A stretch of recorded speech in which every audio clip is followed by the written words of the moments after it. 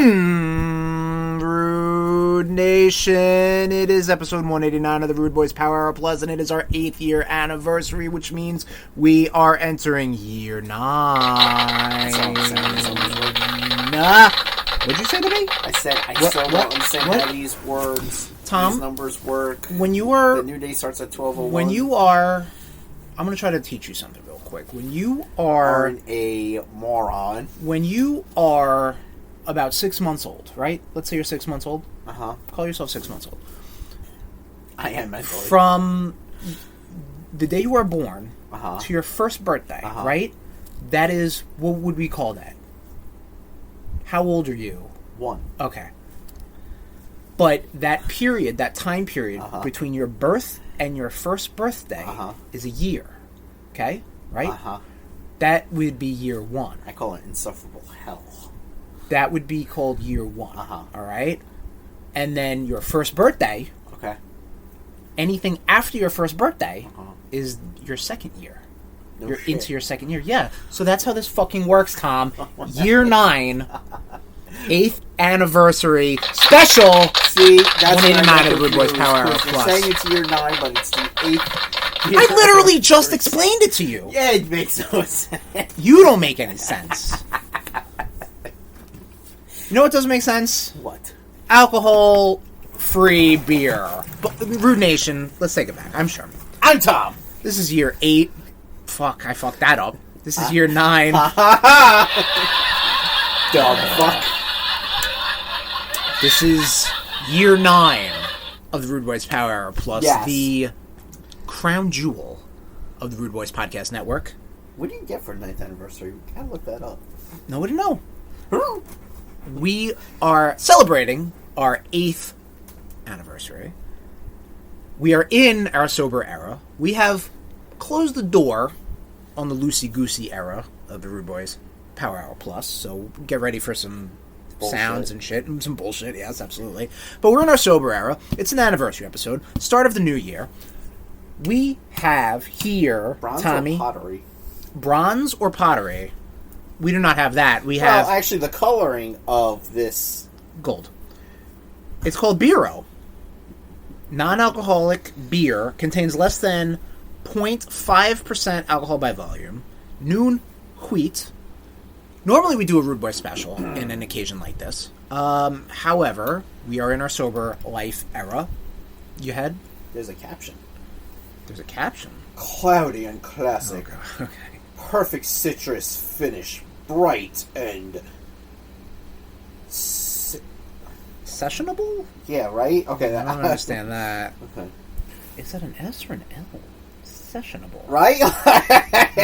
Okay, we can't recursive, RudeNation. Yeah, that's some fun, bro. Born in London, crafted in America, enjoyed worldwide. Well, we're going to find out if this is enjoyed in the studio, because, I don't know, but we got it because we're trying to find a Miller High Life non-alcoholic supplement or, replacement, really, not supplement. And Beero is a fun name for a non-alcoholic beer. Right. So let's crack it open. Oh. A little fizzy, a little head. Oh, you had a problem. Interesting. No, I didn't try to get my finger underneath. I bet. Let's get a little whiff. Smells weedy. Smells like Smells wheat. citrusy. Smells citrusy and wheaty. Yeah. All right, let's give a thud. Let's give a good thunk. All right, there we go.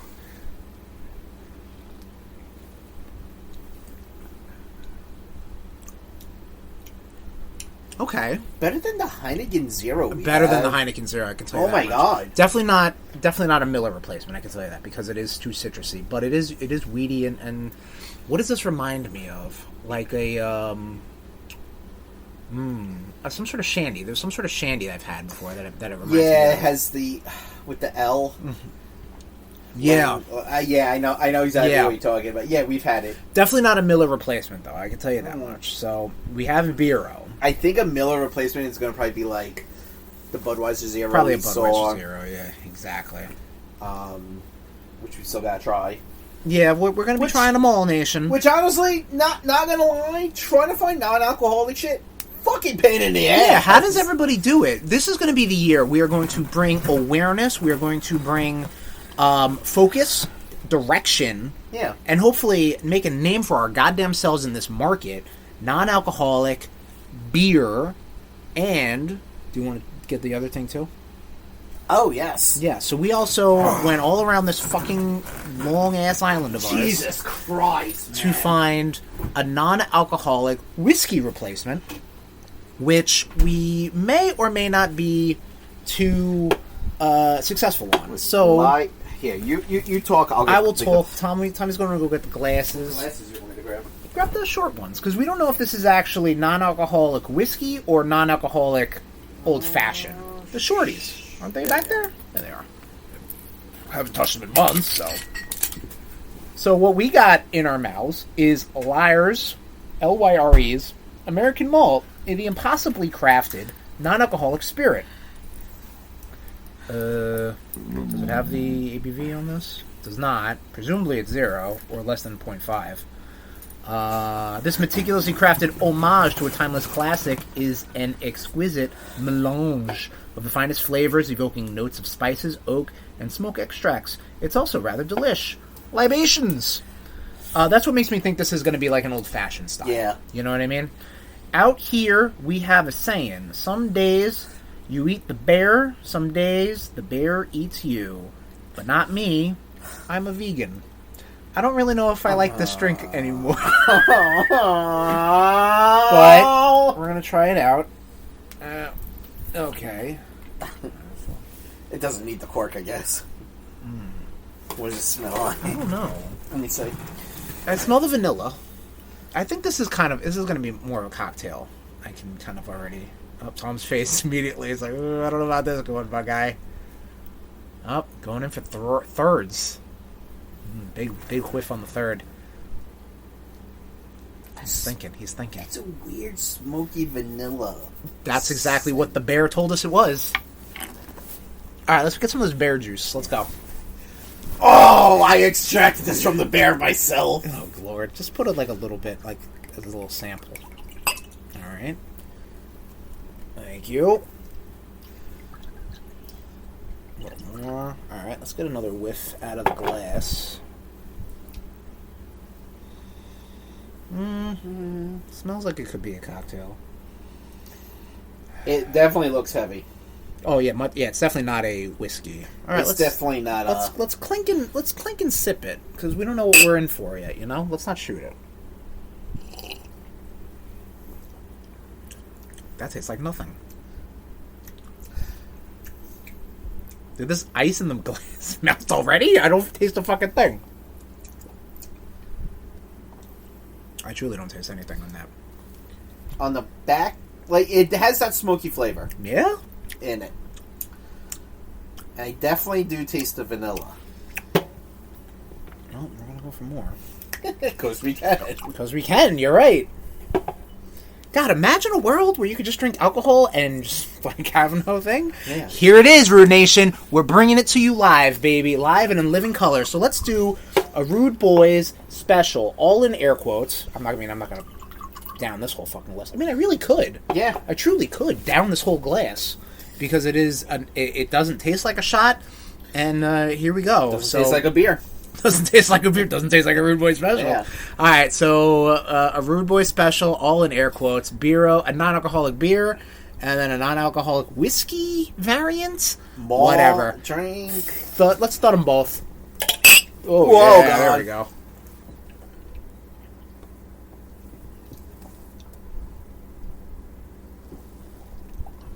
I truly don't taste a fucking thing out of this.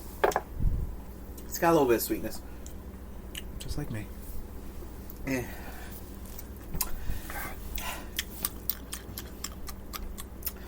That's like not even like water refreshing. I don't even know what that was. Yeah. Like, I'm so confused.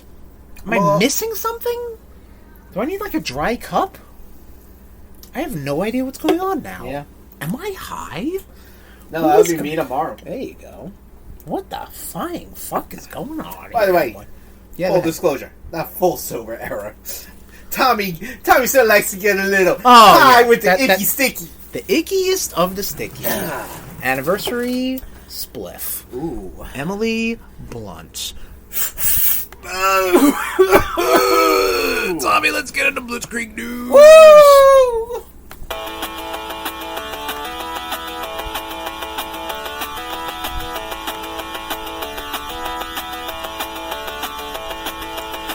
Oh, yeah, remember that? Remember that old We're thing? doing that shit live now? Yeah, because it's just going to make it easier for me to not fucking Edit. Yep, just slapping it in there as we go, baby. All right. Much like how I continue.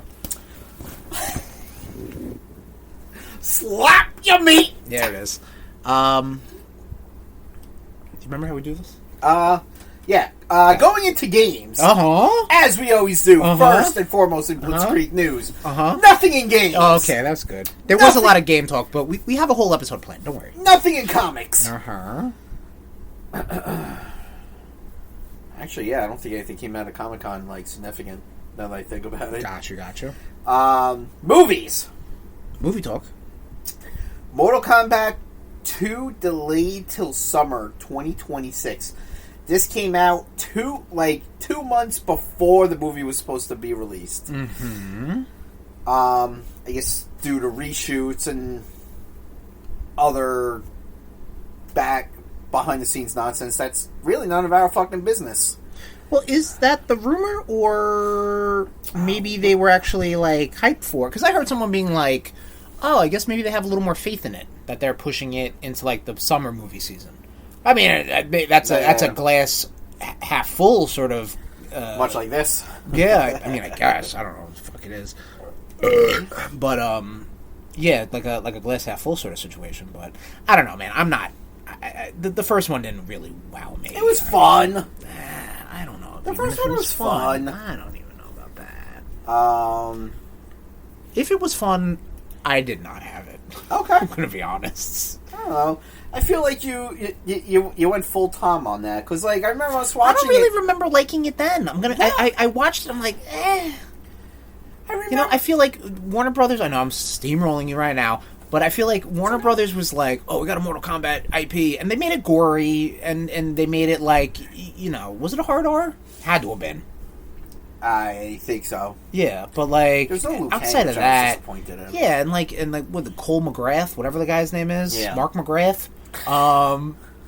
Someday, yeah. Wait, is that Sugar Ray?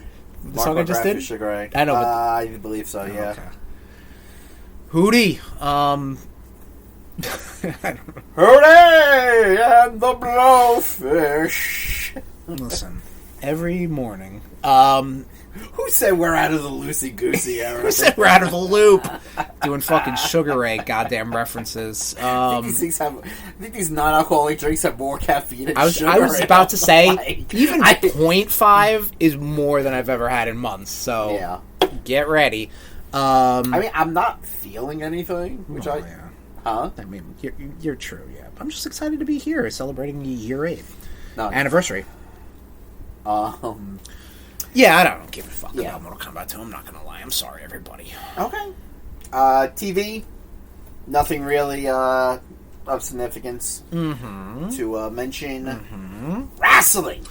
Wrestling news, Tommy. WWE to start ESPN deal with WrestlePalooza. Yeah, so this was a big thing that happened during September 20th. I'm sorry, the way you said I wasn't. Palooza made it seem like you were ending your sentence. Oh, fuck you. Okay.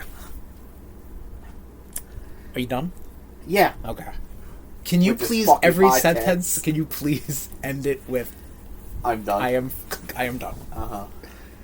I'm finished. How about you just say I've finished?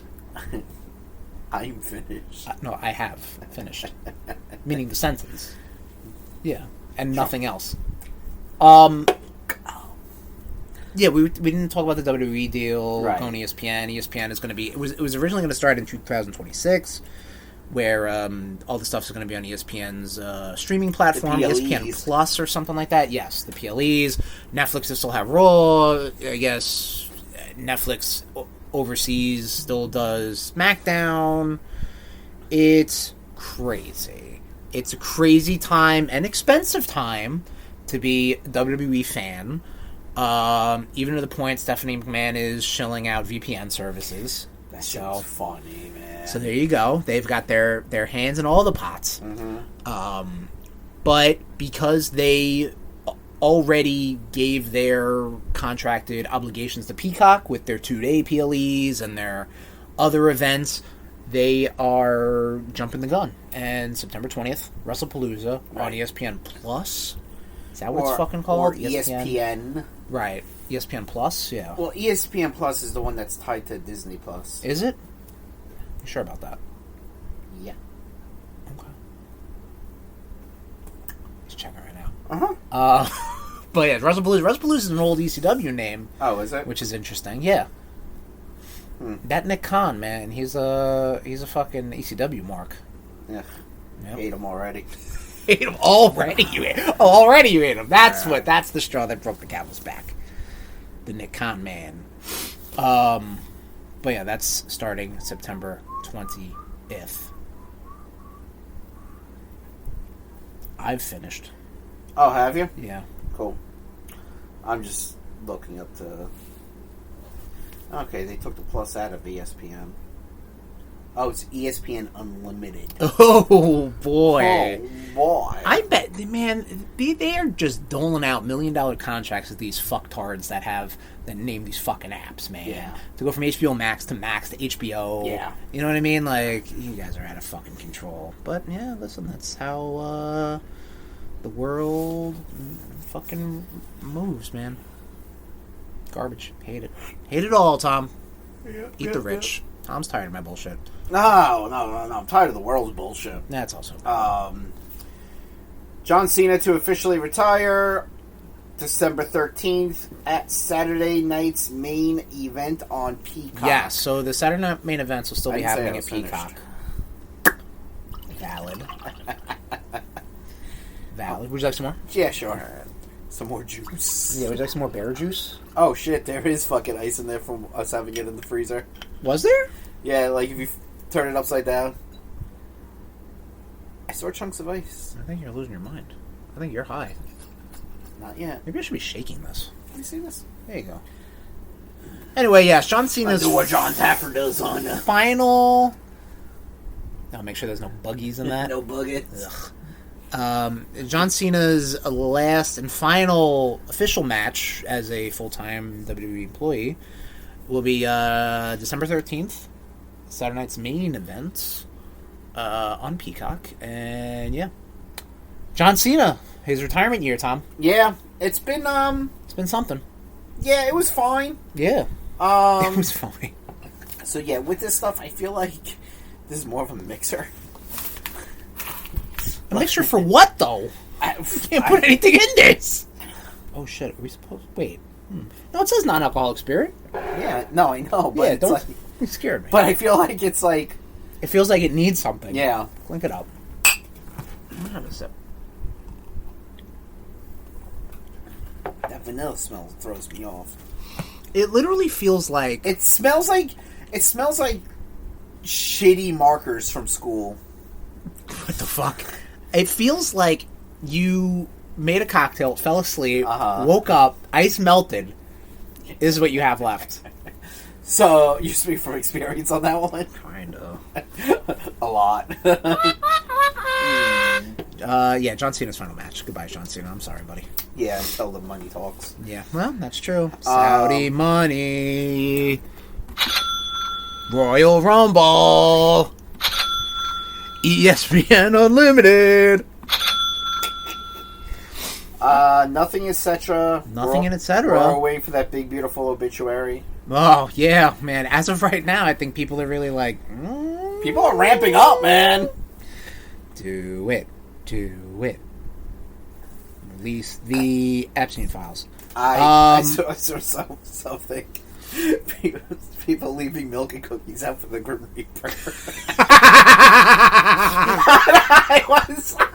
I fucking lost it, dude. Remember, leave your milk and cookies out.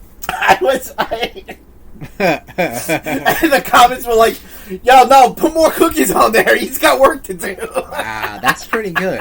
I was like... Get him out there, get him out there. No, Holy shit, dude. No. You still got. Oh, that's very funny, Tommy. Too funny, dude. That's very funny. Got anything else for Blitzkrieg News? No, that is it. And that is all we have for Blitzkrieg News.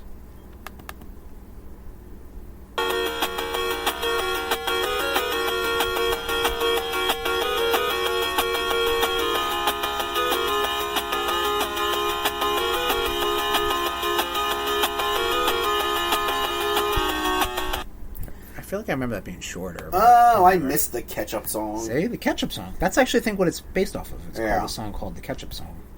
That's some, like, Euro pop band.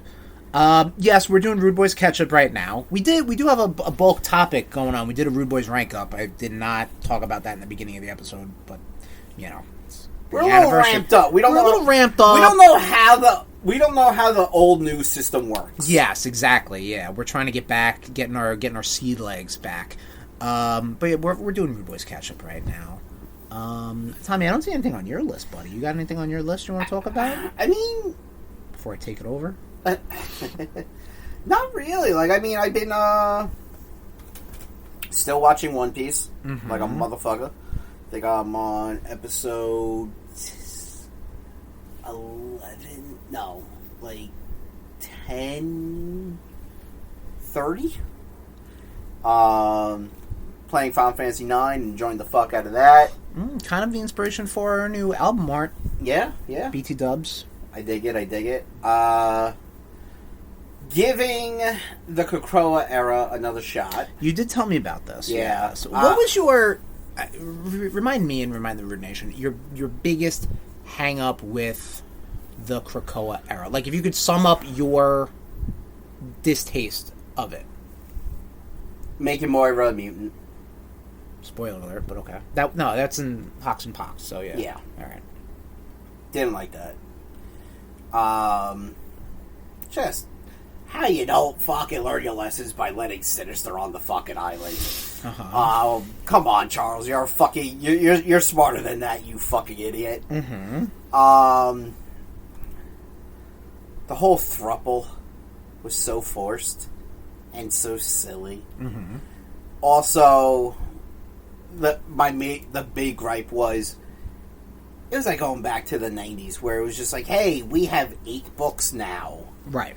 You know, it's like, I barely had money then to keep up. I don't have money now to keep up because I have other fun shit I want to buy. So, I have Marvel Unlimited, and it gives me the reading guide. So, it's like, I read House of X #1. It was like, do you want to go to House of X #2, or do you want to continue on the reading guide? Which was Powers of X #1. So it's like, it's giving me the reading guide, so I know I can actually follow the story. Right. Okay. Fairly well. That's good. So, and honestly, I'm probably gonna I'm gonna renew Marvel Unlimited. It's just definitely especially paid for yourself. Yeah, especially with like Diamond Comics being fucking. Well, they filed for bankruptcy and they're trying to fuck the publishers. Diamond Comics is the distributor. Yeah, Okay. like of pretty much every comic. Okay. But they filed bankruptcy and they're just doing a lot of dirty shit now. Not like now that they're going under. Right. They're trying to fuck. Like, first they tried to fuck, like, the smaller companies. And, you know, they're going to try to fuck Marvel DC. And Marvel and DC are just going to be like, oh, is that the game you want to play? Right. Marvel's going to be like, we have Disney lawyers. Basically, yeah. And DC's like, we have WB lawyers. You're not winning against us. Yeah, I guess they're trying to disrupt the system, you know? Yeah. But this is sounds why like this is why I feel like a lot of digital stuff might be happening more because of that. Like, you know, because I don't think there's any other distributors. I can't really think of any others. If I remember correctly, I think the distribution cycle is very. How do I put this? It is not wacky. Very safe way to put it, but it's very it's fucked because a lot of because of I guess all these deals and shit. Like, you know, like I know it's like tough for like small comic book shops Right. to get in, because it's like you need to either buy like a fucking pallet worth of comics by one company, and Right. you know, if that doesn't sell, then you are out that money. You know what I mean? Like it's a shitty fucking model. So yeah, I think there's only at least 2 big distributors. Tom's doing live research right now. Oh, no. No, okay. Tom's not doing live research right now. We don't do research on the RudeBoyz podcast. Have we ever? Networks. You just did, trying to find the ESPN app. Brr. So, yeah. Does it make you feel, make me look like an ass? It's just another day. Another day in the office, baby. Really fucking idiot. What else you been up to, Tommy? That's it?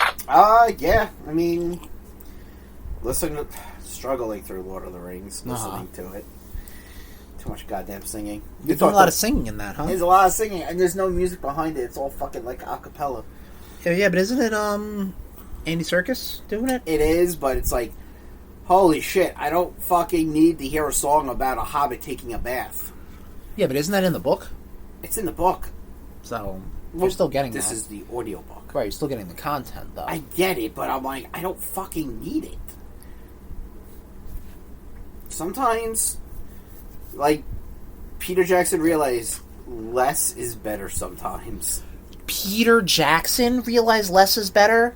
The guy made a fucking 3-hour director's cut. Guy. 3 movies out of The Hobbit. Guy, you don't know what he cut from the book. Okay, but he still made 3 movies out of The Hobbit. Isn't The Hobbit like 40 pages? It's not 40 pages. I feel like it's a book for children, right? Like 400 pages. Oh, okay. Still a book for children, from what I understand. It depends on the publication, because it's, yes, it is in young adult, but it's also in the regular fantasy sections when you go to the stores. Oh, okay. I feel like you don't believe me. It's not necessarily believe you, it's a matter of I don't really care that much either. You just want to mock me. I think I just want to mock the whole Middle-earth shit. Because I can.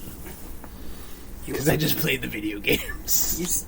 You also just don't. You don't like them. Shadow of War is on Game Pass. I didn't realize Is that. it? Oh. Yeah, I put that on my list. Oh, cool. Yeah, Cool. yeah. Maybe you'll actually stream it. Streaming Uh-huh. pisses me off. Chris, what have you been up to? What have I been up to, Tommy? Oh, let me tell you. Let's talk about video games. I'm playing some video games. Oh, yeah? Finished up, gearing up for Metal Gear Solid Delta. Metal Gear Solid Delta, the remake of Metal Gear Solid 3 Snake Eater. I've been playing a game I wanted to play for the longest time. Only played the Twin Snakes remake and loved it. Suck it, haters. Metal Gear Solid 1, I played that through the Metal Gear Solid Collection, Master Collection, on the Nintendo Switch, on my Nintendo Switch 2, and I really fucking loved it. I thought maybe it would have aged itself out of my handle of it, you know what I mean? Like, because I was used to that story being told to me and playing through it through the Twin Snakes remake, which is a remake. Konami, Nintendo, Silicon Knights all partnered up to make a remake of Metal Gear Solid 1 after Metal Gear Solid 2 had already come out, and they were working on Metal Gear Solid 3. So like a lot of the gameplay and a lot of the mechanics from 2, they just put that into 1, right? So like hiding in lockers. What's another mechanic you would think would be in this? Hanging over like bars, like handbars. Knocking people out. Knocking people out. Yes, exactly. Oh, how about shooting them with a tranquilizer? Not in the vanilla Metal Gear Solid. And then putting them into a locker with Well, you C4. can't even carry them. You can't even carry them. You can like knock them out, they get a couple stars, and they get right back up. So it is. I described it on Blue Sky and to Tom. It's like playing Metal Gear Solid Twin Snakes on like 2 times fast forward, because I'm like, oh sweet, these cutscenes are fucking cake. and the gameplay is, it's so parsed down Right. that I'm just like banging through it, and I really loved it. You know what I mean? And it falls into that echelon of games, like when I played Halo for the first time, or Final Fantasy VI, of games that I didn't play when they came out, but I can see how much of an impact they made. Symphony of the Night, another one too, where like I didn't play that obviously when it came out, but like I was like, oh shit, this game fucking kicks ass, and I can see how people were like, oh my god, this game kicks ass back in the fucking 90s, early 2000s. You know what I mean? So like give us Symphony of the Night on Switch too, you fucking cowards. So like Sorry. It's okay. So my sentiments exactly. The game rules. It's like 5 hours too, and I'm sure it could be a lot faster too. Swear to God. 5 hours for you. Well, yeah, fine. 5 hours to me, but again, I know Twin Snakes, so I know this game. You know what I mean? Right. It was a lot of fun. I really liked it. I forget. Was this Metal Gear the one Metal where Gear. Metal Gear? Metal Gear. Was this the one where like the guy can read what controller? Like you had to switch your controllers. Psycho Mantis, yes. Did you have to do that shit? You had to do that in the game's options. Okay. You can change a controller port. Oh, okay. So you can actually... Because, again, they figured that out. They were like, okay, there's a couple meta fourth wall breaking things that go on in Metal Gear Solid specifically. Right. Another famous one is that same character, Psycho Mantis, can read your, at the time, PlayStation memory card or your GameCube memory card, and then be like, oh, I see you like playing Castlevania, Right. da-da-da-da-da-da. And I see you like watching Two Girls, One Cup on the YouTube. and honestly, one day they're gonna find that out. They're gonna pull up your Pornhub history and then put you on blast. Fucking Psycho Mantis, no! In the game, when you go into save data, Right. you can actually add virtual save states for Castlevania's, Suikoden's, Silent Hill, like those games that Psycho Mantis would call out. Right. So like you can actually get some of those things. Obviously, it's the workaround because those games you can't play those games on Switch the way they want you to. Right. So like that's their workaround for that. So I really fucking dug it.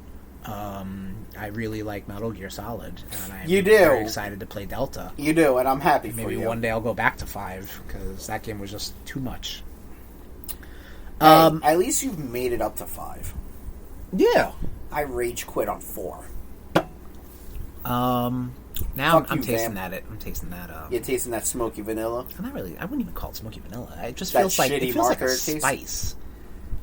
Like it just feels like a medicated. Yeah, very medicine-y. Yeah. Take your medicine. In the vein of war is bad, but here's some cool shit. I finished up Gundam G-Quux on Amazon Prime. G-Quux is I'm going to say newest, because I really, truly cannot keep my finger on the pulse of Mobile Suit Gundam anymore. Or ever. I mean, you could literally go to Wikipedia. I'm sure it gives you. You're not wrong, and I'm fairly confident this is the newest one. Only because, but like they do like these weird like gotcha game battle cartoons and shit. Like it's very confusing. Right. Like there's so many spin-offs and shit. But Gundam G-Quux on Amazon Prime. It's like 12 minutes. 12 episodes, and it has it's a combination of the team who did Fooly Cooly, FLCL, and Neon Genesis. Okay. So the mech designs kind of what am I trying to say? For Neon Genesis is fucked. Yeah, I've heard the same thing. Those mech designs are kind of like what am I trying to say? Are inspired by that, and the character designs are more Fooly Cooly.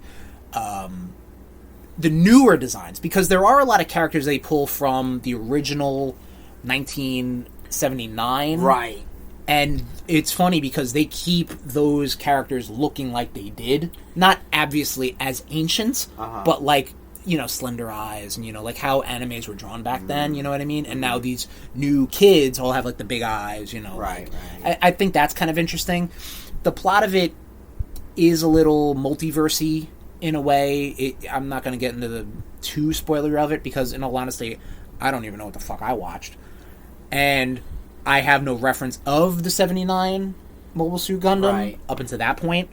So like I couldn't even tell you, but like I know enough of it to be like, oh, okay. I think what's happening here is, basically something happens in the '79 timeline that changes the progression of that series, and this is where we're at. The main crux of it is this young high school kid, I guess, probably. She ends up finding this Gundam G-Quux, which has this weird... They all have some sort of, like... They all go into, like, Super Saiyan form, basically. Right. Like, it was the Zero system in Wing Gundam. It was the Devil system, I think, in G Gundam. Basically, it would be, like, the suit and the pilot... Merge. Just like become like basically share one mind, you know what I mean? Right. And the young pilot, Machu, she gets like it's an Aurora Borealis sort of thing, and she's like obsessed with it. But it's like it taps into an alternate universe. It's crazy. Like it's for 12 episodes. You're like, what the fuck did I just watch? But again, a lot of fun, a lot of mechs battling and stuff like that. And if you have history with the original series, I'm sure it pays off a lot better. Right. I am starting to watch the '79 series. Okay. Which I've gotten way further. I'm in episode 8, which the furthest I've ever gotten in that, because when I first started, I was like, oof, I'm not watching this. This is garbage. I'm very interested on how far you're going to take this. I think I'll keep watching it. Yeah. Like, the pacing is so... The only thing that's going to happen is I'm just going to get burnt out. I'm going to be like 50 episodes or whatever it was, right? I'm like, ugh, I can't do that anymore. But, like, I can throw it on my phone, 2.5 minutes in, past the intro, past the recap, past all this shit. The episode starts. You know what I mean? Like, I'm already like, a tenth of the way in. I'm not going to lie. I get Gundam and Robotech mixed up. I don't really know what the fuck Robotech is, I'm going to be honest. More mechs. You know what? I don't even know, like, what the history of Gundam is, per se. Like, I feel like Giant Robo existed prior to that. Giant Robo? I mean, was it Giant? It was Giant Robo, right? Big O? No, not Big O. Big O is got to be late 90s, early 2000s. Good. But yeah, like Giant Robo, like, when you look, if you look it up, why don't you fucking Google it, Tom? Alright, calm down. I'll Google it. But yeah, like, I don't know where. Get fucking one bureau and a couple. Not even one. You didn't finish your bureau? No, not yet. Oh. Giant Robo. That's not at all what I was looking up. Oh boy. This guy. No. This doesn't look familiar? Okay. Came out in 1967, so there you go. But yes, I am attempting to like Gundam again, because I love Gundam Wing. It's the 30th anniversary of Gundam Wing? I think 30th. 35? No, well, let's see. 79, 89, 99, 09. Gundam Wing, though. Oh, when did it franchise? That's there lies the problem. I think it's 30. I think it's 30th anniversary.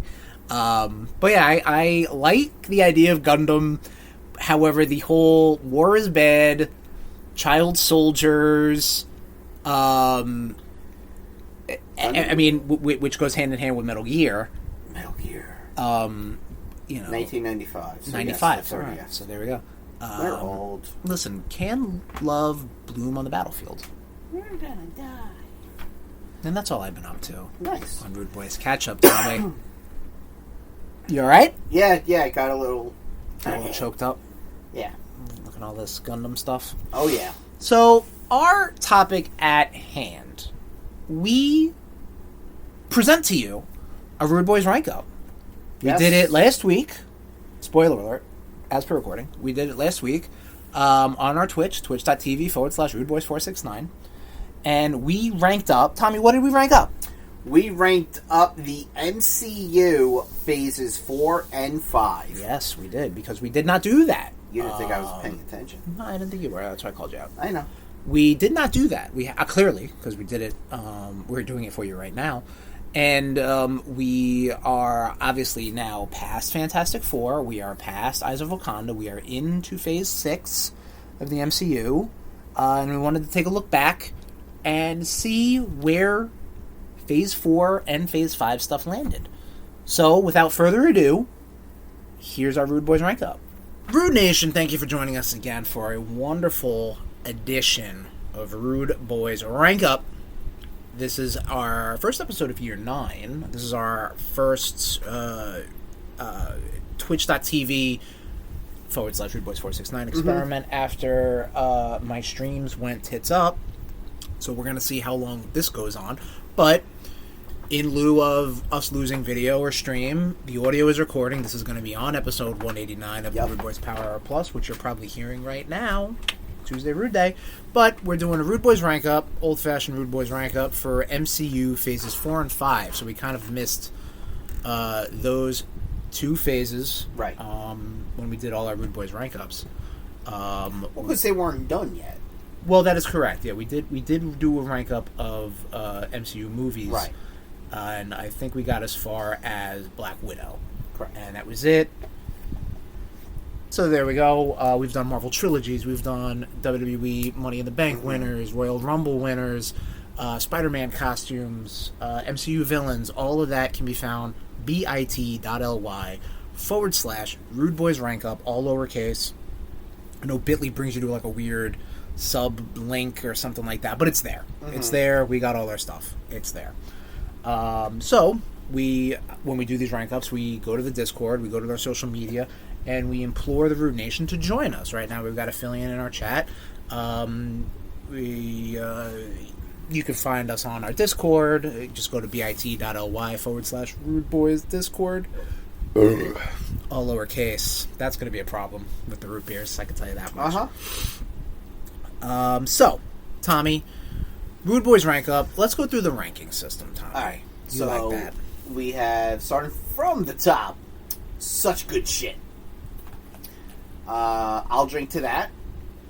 It's fine. What were they thinking? What were they thinking? Oh, come on. And it's trash. So that is our tier list. Yes. And as you know, such good shit is, top. Like, boom. Like, yeah. Yeah, so you leave me hanging there, dude. I don't know what you're doing. I don't know what else you want me to say about this. I don't know. Just, the parameters and stuff like that. You got the top of the top and the bottom of the bottoms. Tom, listen. Come on. I thought you were the talent, buddy. I'm the talent. I'm not the writer. I'm not writing shit. You see any of this written? No. I just bring laughter. Yeah, you bring something, all right. Why don't you share this on the Discord for us? How about that, buddy? I'm going to go over the rules that we usually do. So, Tom, fucking do that. Tom and I each have a veto. Let me take a step back. This is the RudeBoyz RankUp. So, Tom and I have to come to some sort of conclusion of what we're going to rank these MCU properties. We do have a veto each, and the veto could veto a veto. We could do stuff like that.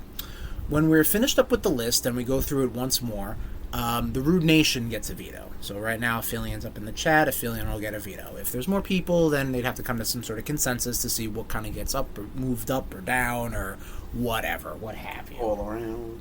Up, down, all around. That's exactly right. So, Tommy. Chris. You ready to rank them up? Want me to share? I didn't want you to share. Filling in the chat saying, smoke session, homemade Chinese. I did for a rank up. Awesomeness. Awesome sauce. Whoop, there goes the mouse. Whoop, whoop, whoop, whoop, whoop. Ow, wow, wow, wow, wow, wow, wow, wow, wow. All right, Tommy. All right. You ready? Yes. Okay. I can do two things at once. Yes. So, these things right now are organized kind of chronologically as per the release date. Okay? So, there might be some issues because there was this whole global pandemic that threw shit way into a loop. So, the less we talk about that, the better. Yes. Phase 4, I've got better dates for. Phase 5, I'm just going to have to figure it out. Sorry, everybody. First thing that came out of Phase 4, post Endgame, post Far From Home, Mm-hmm. the first Disney Plus show we got, WandaVision. Yes. I think WandaVision, right out the gate, I might put it in such good shit. I'm not going to lie. Like, WandaVision was really good. I really dug what they did, how they did it. It was when we're going to see the quality of some of these Disney Plus shows drop, and we're going to talk about that as we go to the better of our memories. I think showing Wanda's. I think this was. We're going to get some Disney Plus shows that are like, why did we do this? Right. This was necessary. Correct. Because Wanda and Vision were such, obviously, iconic. They're Avengers. Yes. You know? And we got to see what happens with them post-Endgame and what kind of sets up for the future. Right. It introduced the world to Agatha, which we'll talk about her later. It introduced the world to Westview and Cripes. The name, Photon's real name... Photon's real name? From in the Marvels, the actress who becomes Photon. Oh, Monica Rambeau. Monica Rambeau, thank you. It introduced to Monica Rambeau. Well, you know? Adult Monica. That's correct too. Yes, thank you. But I mean, I loved each episode was some sort of different pastiche or theme of a different decade of television. Yes, yeah. And I thought the finale was great, you know, Yeah. because Wanda sends a Scarlet Witch. There's a White Vision now, you know. Right. So I would like to put this in such good shit. Yeah, no, I can agree on that. Wicked and Speed, you know, introduced as kids. True, yes. We got a little more Wiccan later in, but yes. They were a little... and goddamn. So this was obviously after the Fox buyout. Yeah. We get Evan Peters. Peter Evans. Whatever, 2 first names. We get him, and everybody's like, oh my god, the multiverse is real. Yeah. And then it was just a dick joke. But whatever, get ready for that, too. So. Yeah, a lot of dick jokes. A lot of dick riding on this. WandaVision, I think, with putting in such good shit. I honestly think, banger after banger, Falcon and the Winter Soldier is such good shit. I enjoyed the hell out of this. This was something that maybe wasn't as necessary as WandaVision, but was like, yeah, that's what I needed. You know what I mean? You got Zemo doing Zemo stuff. Yeah. In a Zemo mask. Yep. You got Buddy Cop, Falcon, and Winter Soldier palling around. Yep. You got the debut of the brand new Captain America in Sam Wilson. Yep. And U.S. Agent with John Walker, which I thought his arc was incredible. Yeah, and I agree. bleeds into Thunderbolts. Also, spoiler alert for any of these things. So we apologize, but sorry, everybody. I think Thunderbolts hits this week coming up. I believe you're right, yes. Which is out on physical media. Yes. I don't think we really need to get into it too much, but it was absolutely great. It was so good. Yes. Third Disney Plus show on the list, which I know is a little divisive for us. Loki, Season 1. We split Loki Season 1 and 2 separate because I feel like they're both tell 2 different sort of stories. Yes. And they have 2 different weights to them. I think Season 1 is very good. Episode to episode, though, I was like, oof, I can't. Like, this show didn't seem necessary. No. But it was a good story. You know? So, like, now we're going into the territory of, like, why did we make this? Yeah. But you told a great story. Uh-huh. You know what I mean? Tell me a little bit about your thoughts on Loki, though, Tom. I was bored. Right, okay, understood. I was really bored. With both seasons. Like, they were fine. Yeah. Like, I won't go back. Like, I'll go back and watch WandaVision. Yeah. I'll go back and watch Falcon Winter Soldier, Hawkeye, like other stuff. I won't go back and watch the Lokis. I'm good. I think Season 1 of Loki had a lot of good stuff going for it because it was so new and like the whole concept of the TVA and like an area outside of the sacred timeline, you know, and like why don't the Infinity Stones work and variants and shit like Right. that, and introducing the He Who Remains, which was going to be the big bad for these phases. Whoops. Yeah, oopsies. Didn't see that coming, did you? I think all the variants of the different Lokis, that was a fun episode. Yeah. Having, like, Kid Loki and Old Man Loki and shit like that. I think putting it in, it's fine. Yeah, I agree. Yeah, alright, here we go. Okay. Controversial one, but we talked about this off air. What If? Mm-hmm. We put What If in one Yeah. group because at a certain point we're like, you couldn't tell me what season things happened in. Correct. Or whatever, Yeah. you know what I I agree. mean? What If is I think a great concept. However, there's a phrase online where if you show me 1,000 possibilities, what sort of weight does it give to anything? You know what I mean? No. Right.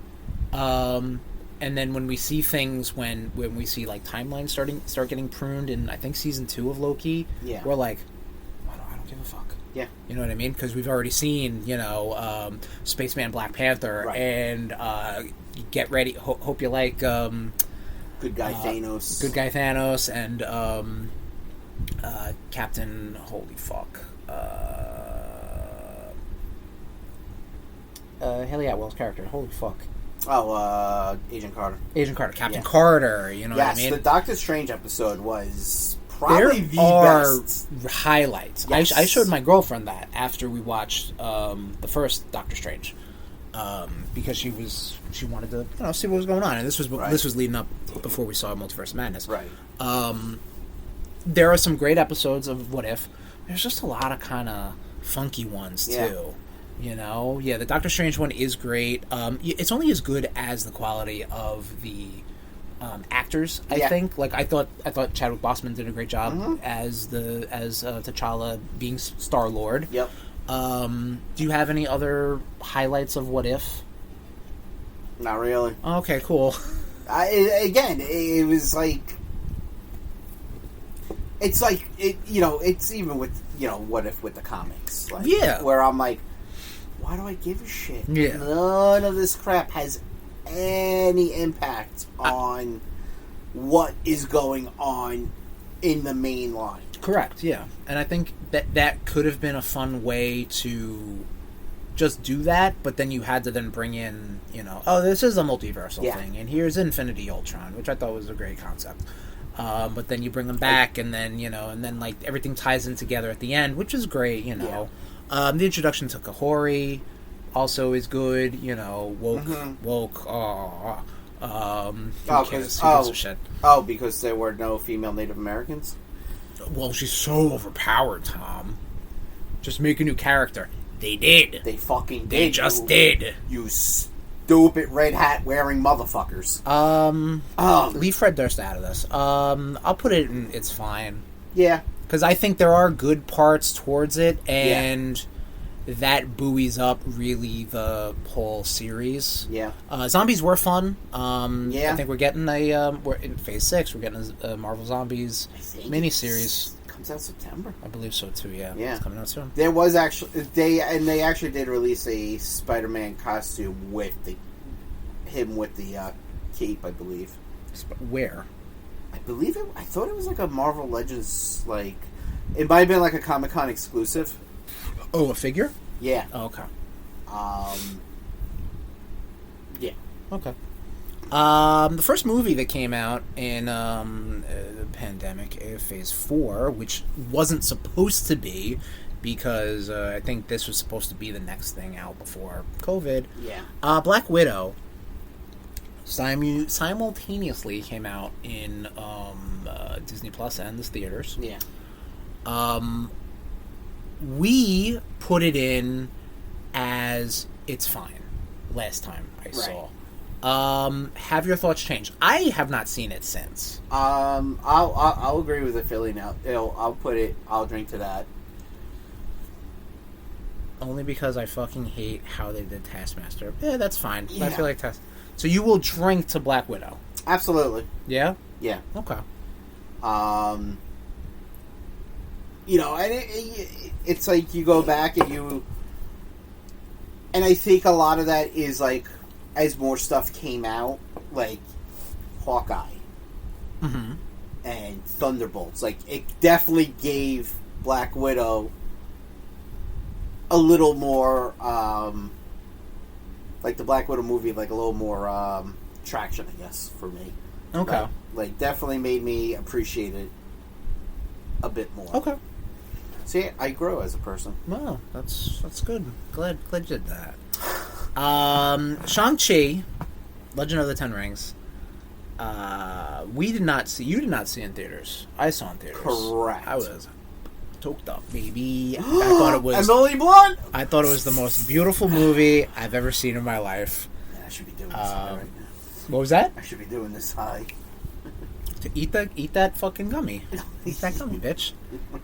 Eat that gummy, bitch. I will put Shang-Chi as I'll drink to that. I thought it was a great movie that stood on its own. Definitely recovered the whole Mandarin stuff from Iron Man 3, and also brought back Trevor, which, whatever. I guess you had to, because you're bringing the Mandarin, and you're like, well, I thought this guy was the Mandarin. He's never going away, because he's going to be in fucking Wonder Man, yeah. But I think Shang-Chi, the fact that we haven't, I mean, look at all this output that they've done, and Shang-Chi has not shown up again since, outside of a couple animated episodes. Yeah. And cameo here and there. I'll put it within such good shit. You put it in such good shit. I'm a sucker for a good martial arts movie. That's what that movie was. It really was. The beginning fight between Shang-Chi's parents. Yeah. Fight, artistic, beautiful, ass-kicking thing. I was losing it. Because I'm like, again, high. And I'm like, oh my god, this is the best movie. But like, is it a good kung fu movie? Absolutely. Or is it just like, here's a Marvel kung fu movie? Like, if I saw this and I saw, like, I can't watch Shang-Chi and be like, oh, I love kung fu movies. Like, the answer is yes. All right.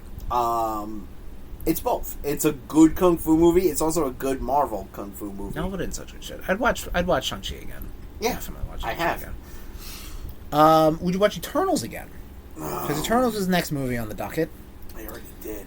Eternals was Marvel trying to do their artsy movie, trying to make the Eternals happen. This was a birthday disappointment. Much like, I don't know.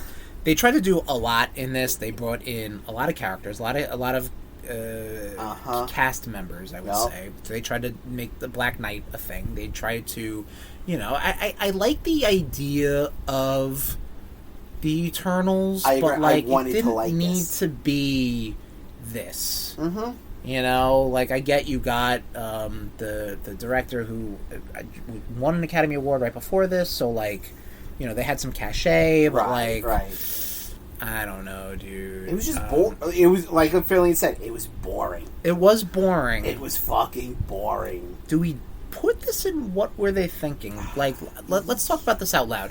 What's redeemable from the Eternals? I personally love the idea of the Celestials because it's like some entity that is beyond your comprehension. Right. But the movie's not about the Celestials; it's about the Eternals. Right. The cast was great. Was good. Absolutely, the cast was great, but like, can only go so far. Exactly. Like, yeah. Yeah. Honestly, I would put it in what were they thinking. I think that's fair. Yeah. Yeah. Again, wanted to like it. They honestly should have made that. I would. Honestly, they could have maybe somehow worked like Black Knight in it more. More? Well, not like he shouldn't have been in it at all. And then just focus more on that. You know what I mean? I mean, Black Knight and Cersei were like a thing in comics, so that's what they were trying to do. All right, fine, but like, I don't know, guys. Read the room. We're seeing like they definitely try to do a little too much. No. I mean, they should have tried to do less and maybe like right, but they were trying to juggle these characters. You could have introduced another new character like you did with Shang-Chi. And Right. honestly, you could Let's have introduce 8 of them.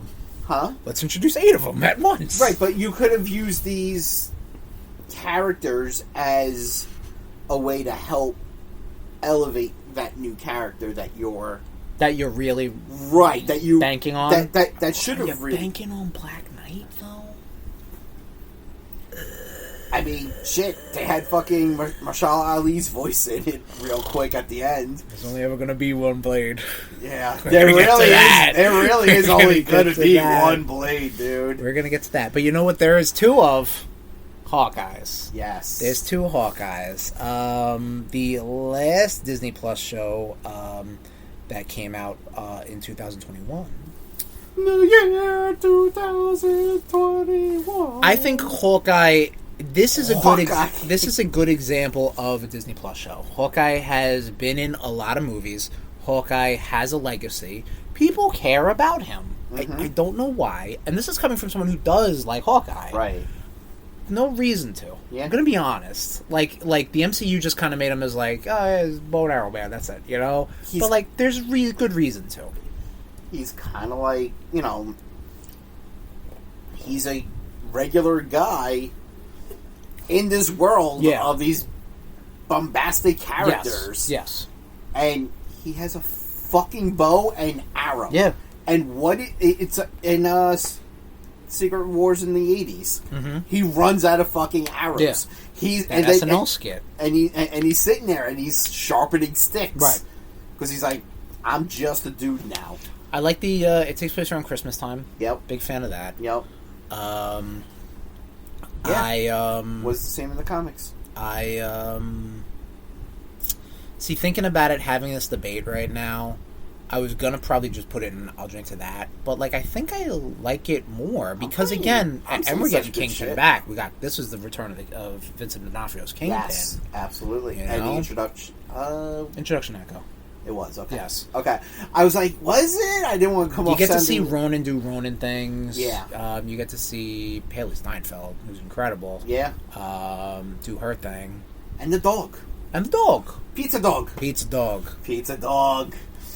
I think this is gonna be the biggest slam dunk of them all. I think Spider-Man: No Way Home, such good shit. Such good shit. I don't think we need to. I don't think there really has to be a debate. No. Was there anything you didn't like about this movie? Well, I was very leery when they first casted Jake Gyllenhaal. 'Cause I'm not a Jake Gyllenhaal fan. Cool, not this movie. No Way Home, my guy. No Way. I thought you said Far From Home, and I thought that was I'm an idiot. Yeah, no, there's nothing I don't like. Sorry, my bad. It's okay. Just put a little clown. I can't adjust this on the fly. There you go. Face palm. Thank you, Villian. Yeah. No one ever said I was bright. The only thing I dislike about this movie is that Inside Out suit he wore for a scene to fight Electro. Yeah. But everything else is so good. Yeah. Everything else is so good. There you perfect. Everything else is so good. I think we can move on from that. Absolutely. No Way Home is tremendous. We could just we could talk about Spider-Man to death. Oh yeah, and I'm pretty sure we have. 2022. We're back, brand new year. Mm-hmm. Brand new Disney Plus show, brand new hero, Moon Knight. This wave, let's say, I'm going to call it a wave. This wave of Disney Plus shows, you can see them being like, oh, we really threw a lot of budget in these first few. We got to pull it back a touch. You know what I mean? I like the whole plot with Mark Spector and his multiple personalities. I think Khonshu looks great. Yeah. The suit, I think it's heavy CGI. You know, clearly it is. I mean, he's just like a mummy, basically. Mummy Robin Hood. What are your thoughts on Tom? Because I know you weren't super hot. No, I wasn't. I think that's a lot of my Oscar Isaac hang-ups. God damn it! I don't know how I walked into that. Yep, you're right. You know, waiting for I still think Poe is a traitor. Yeah, you do still think that. Excuse me. But as the show, when the show first started, I was just like, I didn't care. Mm-hmm. But as the show was going, I was just like, all right, I dig it. Right. I see. They didn't do too much, but they also did a lot at the same time. Like, right. If that makes sense. I think so, yeah. I am looking forward to seeing if he comes back. I mean, that's kind of the thing. There's a lot of just spinning plates left in the MCU at this point. You know what I mean? And I mean, and even Kevin Feige has said it was like, listen, there are going to be some characters we introduced. You're not going to see them for a while, right? You know, case in point, you know, bringing the leader back in fucking Brave New World. You know, like it's terrible though. Well, regardless, we'll but you know what I mean. We'll like it's like we're going to use these characters when we use them. Right. And I'm like, then why even fucking bring them in? Right. Yeah, you know what I mean? You know what? At least he's not locking them in some sort of basement. He's letting these actors go out and do other things. That's true too. James Cameron, we're looking at you with Sam Worthington. Avatar movies. Jeez, those fucking. There's like gonna be 20 of them. I'll put it to. I'll drink to that. I was thinking that too. Like that's as high as I'll go for Moon Knight. Yeah. And again, when if there is another season, right? You know, that season could go, or another bringing him in, or for something. Yeah, I gotcha. Yeah, I think that's like you said. I liked the way Khonshu looked. Yeah, like I like that whole fight. I thought they did good with the effects and everything like that, and switching between Mr. Knight and Moon Knight. I thought was cool. Oh, dude, Mr. Knight looked awesome. Oh, like, yeah. I feel like everything. he should have just been like that all the time. Yeah, just to like ease up on the CG. Yeah, you know, like. Well, this is also the wave of where everything was CG. Yeah, well, again, because that's and it was rough. Like it was rough to watch. So. Right. Speaking of everything being CG, Doctor Strange, Multiverse of Madness. Acronym for Mom. And it came out Mother's Day weekend. It did, and the whole mommy stuff in it too. Yeah. This is Sam Raimi came back to Marvel movies. Yeah. With this movie after Scott Derrickson said this movie's gonna be scary, and I was like, ooh, get that shit out. Yeah. And Sam Raimi made it fun scary. I think he did. I really like this movie. People shit on it because, like, I think they wanted it to be more. Mm-hmm. Again, you bring in a whole multiversal Illuminati, and they're in and out, like, dumb. Dude, the zombie Doctor Strange looked awesome. That's what I'm saying. Like, there's other parts about this movie. Like, the music fight. Yeah. My god, that music fight was like probably one of my favorite scenes in any MCU project. I didn't hate America Chavez. No, because we thought she was going to be like just like an annoying side character, and she was not. She kicked ass. I'll put it in such good. Oh, the effects of Wanda. Doing the dream walking, the shadow walking, whatever it was, like that was fucking good. And Wanda also made sense where she was just like, you all went back in time to fix things, and here I am. Trying to do my shit. How is it not fair for me to be able to have my life? Correct. I think people were upset that they made her a villain, but I think watching WandaVision and understanding, and understanding the concept of the Darkhold also, like, you know, there's a reason she broke bad. Yeah, which Darkhold was first introduced in Agents of S.H.I.E.L.D., which I did not think they would bring that back. I put it in such good shit. Yeah, okay. I agree. Yeah. Bruce Campbell showed up. Oh, well, I mean, which is fucking great. Course, of course. I mean, of course. Ms. Marvel. What are our thoughts about Ms. Marvel, Tom? I liked this show more than I thought I was going to. I got you. My major thing I didn't like. Yeah. I didn't like how they gave her powers. Yeah, correct. Because, like, obviously you could do stretchy powers. Right. They could have done that, right off the bat. I feel like you could have just made her an Inhuman. Yeah. But I feel like this... I think they really are stepping away from the whole Inhumans thing because of that failed project. Which, going back to Doctor Strange, it was cool to see Black Oh Bolt yeah, comic accurate Black Bolt. Sure. You know what? I think I saw this. Another quote I saw online where the MCU's biggest strength is its biggest weakness, and that is the net need to connect things. Mm-hmm. Like, if she was just an Inhuman, the only one, done. Right, you know, you could have gotten away with it. But no, she had to have magic bangles that did some time travel-y stuff that might be connected to the Ten Rings and also connected to Captain Marvel's powers. Like enough. You know, there was no need to do a retcon or listen, if you want to, this is our interpretation of Ms. Marvel. Mm-hmm. Fine. I get that. Yeah. But now I'm falling into the trap of, like, I'm going to put it this way. I barely care about character X. Sure. Right? Why do I care about their side characters now? Right. You know what I mean? And this was tough. This was done well. But this was tough. Yeah. You know, this was all in. We're rocking for it. I think Iman Vellani?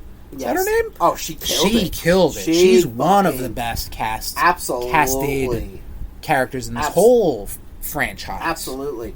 Like, look, you didn't have to do the whole Bangle thing. Correct. If you wanted to step away from the Inhuman shit, which I get, you wanted to because that was a failed experiment. Yes. You could have made her. You could have made her a mutant. Which I'm gonna do. And they're doing. Yeah, because you heard the X-Men music a little bit. Yes. But like, you should have just straight up said that she was a mutant instead of this whole Bangle nonsense and the powers being connected to Captain Marvel and Photon. Yeah. But I think that's kind of like what they're going to end up doing anyway. Yeah. I hope so. I mean? So where are we putting this? I'll put this in. I'll drink to that. I think the good does outweigh the bad. Yes. Like I said, it does make me... It did make me care about these characters I didn't think I would care about. And I'm not going to say that about a lot of other things that pop up on this list. I can tell you that much. Yes, so I'll drink to that. Thor: Love and Thunder. I'll put this in. It's fine. I'm thinking the same thing. I did not like the way Gore looked. Yes, I did not like that. They wanted to step away from the Ebony Maw of Voldemort thing, which I understand. I get and that. Christian Bale was not sitting in the fucking makeup chair for that goddamn long. No, not at all. I did like the Jane Foster story. See, I like that too. I think that was probably the most well done bit in this entire movie. Yeah. I also like the Guardian stuff in the beginning. I think Tequila Wakanda did a great job. Yeah. Keeping that in from the last two Avengers movies. Yeah. And the humor was way too much. Yeah, the humor was way too much. There were points where I was like, there should be no humor here. Yeah. It's a little too jokey. Yeah, I also liked seeing Valkyrie in the position of like Queen. Yeah. Yeah. Yeah. I think a little too jokey, a little too, come on kids, believe in the power of Thor. Yeah. Now you have a power of Thor. Yeah, it's like, it's like, oh, Peter Pan died. Clap if you want him to live. Like, 100%, come on. 100%. What was that Tinkerbell? Whatever. Yeah. It's fine? It's fine. Yeah, I think that's true. They tried to do Ragnarok again, and it did not, with a more vicious villain and a more serious storyline. Yeah. And they did give the good respect to the Jane Foster stuff. Natalie Portman coming back is always fantastic. Then they explained where she has been, you know, through the events of Ragnarok. But the stuff with Gore, meh. Yeah, I mean, kind of fell flat Thor because really doesn't have a great rogues gallery. Oh yeah, no, of course. I mean, you got Loki, which obviously you see him throughout everything. They haven't done Enchantress. I know. I know. Too sexy. That's probably why. Just too damn sexy. Tom. Horny. Horny or corny? She's too horny. Because that's all she wants. She just wants to fuck Thor. I made your camera too big up. It's too big. You get too much power. Your power level on the stream. I look like fucking MODOK. Fucking hate it. Hey, we haven't gotten to that yet. All right. Yeah. Let's talk about I Am Groot. Tom, did you ever watch I Am Groot? Sadly. What'd you think about it? Oh, come on. All right, there you go. I just didn't give Tom, a you shit. know that baby Groot? Did not give a shit. Put him into a wood chipper. Wow. All right. Let's just talk about. Let's just go right into. Let's just talk right about She-Hulk Attorney at Law. He's moving the camera back, everybody. I think we love this. I enjoyed it. I think maybe not episode to episode. Yeah. Like I'd put I'll drink to that. I don't think it's such good shit because there were some episodes that I'm like, what the fuck are we doing? You know what I mean? But like whatever. You know, I think Tatiana Maslany is great as Jennifer Walters. Yep. I said Jennifer Lawrence. I think the CG at this point is definitely a little like, yeesh. They should have just gotten a big, tough lady, you know, a Lou Ferrigno type to a Sue Ferrigno, if you will. No. Come on, that was so good. Come on, I want to see my face in the so stupid. I liked the So I liked dumb. You know, Daredevil. Oh yeah, showing up. Yeah, the Daredevil episode. I thought the intro that was a take on the '70s Incredible Hulk was fantastic. Even the beginning, like the intro, like the origin, perfectly fine. Yeah, with Mark Ruffalo. Yeah. The fourth wall breaky stuff in the end was good. Kevin. Yeah, I like that. So I mean, I'd put it probably as high as I'll drink to that because again, some stuff were like a bit of a. Yeah. What are we doing here? I mean, we had the Wrecking Crew. You had the Wrecking Crew, all right. She did lack a lot of oomph. Yeah, there wasn't a lot of She-Hulking, but I guess like that's kind of the whole point of She-Hulk. Yeah. In a way. Yeah, we're gonna get this thing. Sorry, everybody. That's gonna be on the stream. What is that? It's just the whatchamacallit, the presentation form. Present it. Werewolf by Night, the first Marvel Studios special presentation, standalone, black and white, going into dipping their toes into horror, more so than Multiverse of Madness. Yeah. Tom, you're the horror buff. Talk to me about Werewolf by Night. I loved the aesthetics of this movie. Yes, how it was like a Universal Monsters. Universal Monsters movie, and like they didn't. I like when he turned into the werewolf. They showed him like wolfing out in like the shadows. Wolfing out, The introduction of Elsa Bloodstone was pretty cool, right? Yeah. Yeah. Okay. Got Man Thing, and then I just liked how it switched the color. Yeah, like that was cool. I honestly, I've watched this a couple of times. Okay, I will put this in such good shit. Okay, I respect that. Pop that up there. I think because they do something different. And then just to double back on the chat, I think Affilian, the reason why they didn't make She-Hulk 100% of the time is just too expensive for Marvel. Yeah. Like, that's too much money for them. Like, that's just it. But you got to see her twerk, right? We're going to move this down. No, I'm kidding. That was funny, everybody. Everybody relax. If you want to laugh at the, boy humor, you can laugh at girl humor, too. I agree. Black Panther, Wakanda Forever. So this had a Rhea Ripley, Painter Green. Yeah, I'll agree. Sorry, everybody. Got this worked up. Wakanda Forever. What a difficult spot. It really. This movie was in. Yes. It was. The first movie. Black Panther without Chadwick Boseman. Correct. And they worked that, they worked it in respectfully. Yes. You also had the introduction of Namor. Which I like this interpretation of Namor. Yeah, it was different. Yes. Didn't like the actor, though. Fine. Angela Bassett killed it. Angela Bassett killed it, bro. In this. Killed it, bro. And honestly, I even got M'Baku as a character in this was so fucking good. Winston Duke, yeah. Yeah. He was good. Everything else was fine. Letitia, right? My sister? No. Oh.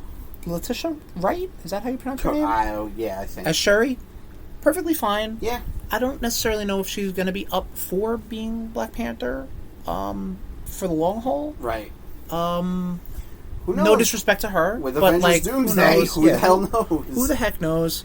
But yeah, what a feeling is kind of getting in the chat, like the more of an Aztec Mayan, indigenous type tribe and stuff like that, which I really liked it because they took this white dude with a Speedo with wings on his, and then gave him a culture to stand behind. You know what I mean? Which I thought was what Ryan Coogler did for Black Panther and Wakanda in the first movie.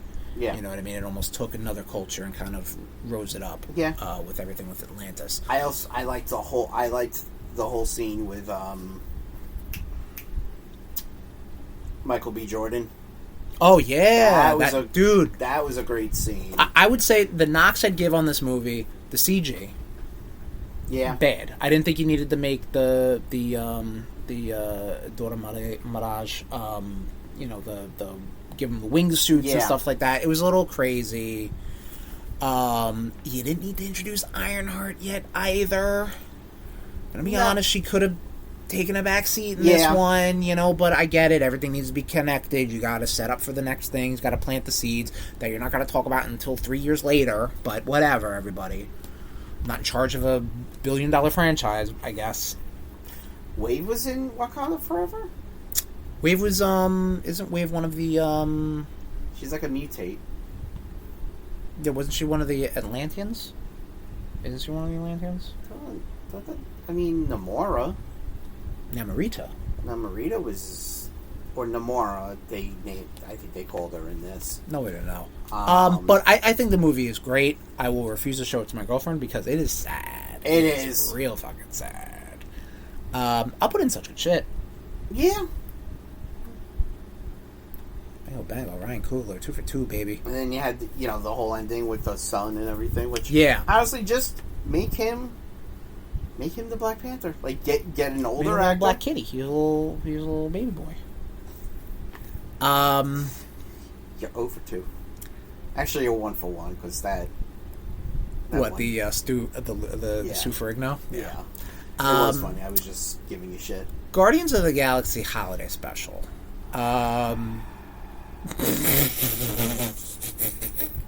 Captions, exasperated sigh. I like a good holiday special. This ain't it though, man. This ain't it. I'm gonna put this in its trash. It's trash. I did not like this at all. See, you know what's funny is that the amount of thought that we have to put in to be like, is this such good shit? We also have to reverse it and be like, is it trash? I mean, the highest I'll go is, oh, come on. The highest I'll go. That's the highest I'm willing to put this in. Is this where they... With Kevin Bacon, yes. Yeah, no, thank you. No, but it wasn't... So hang on a second. Oh, this was a reveal because Mantis was Peter's sister, right? Which... That didn't get talked about in Volume 2, though, because Mantis was never the daughter of Ego. Correct. So that's stupid. That's why I'm saying it's trash. They threw that in there. Yeah. This was all like, James Gunn, thanks for coming back. You want to do this thing? I like the fact that they call it Holiday Special, because that phrase has such a connotation after Star Wars. It's trash, though. Sorry, everybody. Phase 4 completed. moving on to Phase 5. Ant-Man and the Wasp: Quantumania. Oh, come on. Oh, come on. Yeah. Tom, what's your case for "oh, come on"? Without saying the phrase "Kang." It just... I just feel it wasn't needed. It wasn't something that I was chomping at the bit for. Okay, you weren't dying for a new Ant-Man movie. Correct. Like, Ant-Man, at best, is a fucking side character. See, that's exactly what I'm talking about. Same with Wasp. Right. Like, they were founding members, and they've always been background characters. Like, I don't know anyone who's ran out and been like, oh shit, I need to get the Ant-Man #1. Well, I mean, we did say that about the Guardians of the Galaxy. Yeah. You know, so, I mean, Marvel does have a way of doing this. And don't get me wrong, Paul Rudd can definitely make Ant-Man work. Paul Rudd is good, but he proved that Ant-Man is a much better side character in Civil War, in Infinity, and in Endgame. Like, Ant-Man, the first Ant-Man was good. Yeah. The second one, Bit of diminishing returns, we're saying. yeah. Right. I mean, it was cool seeing Michelle Pfeiffer in this. Always cool seeing Michelle Pfeiffer. Yeah, that's my childhood crush. Sure. Sure. Yeah, I will say, oh come on, was not needed, and yes, the Kang stink was there. The Kang stank. The Kank. I'm willing to agree with you. I'm trying to see what can get it. Catherine Newton, his stature, fine. Again, setting up for the future, setting up for the Young Avengers. Okay, like, I'm not saying it's necessary. Right. I think introducing your big bad at the time in an Ant-Man movie, not a great look. But also, the whole thought of like all these multiverses, like, oh, if everything matters, nothing matters. Right.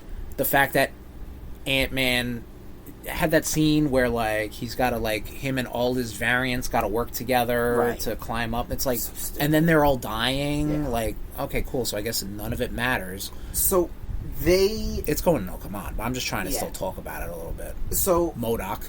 Yeah. Didn't talk about that. The whole Catherine Newton thing, I was just like, I don't know. It threw me off because I was just like, you just put her in there because she was a known actress. Oh yeah, of course, because they needed someone with a little more cachet for the future. I don't know. 100%. I just feel like, you know what, you could have put the other girl in from Endgame. You could have kept her. Maybe she's no good. We don't know. I don't know. We don't. Somebody knows. Goliath goes for her in 2. Yes. Yes.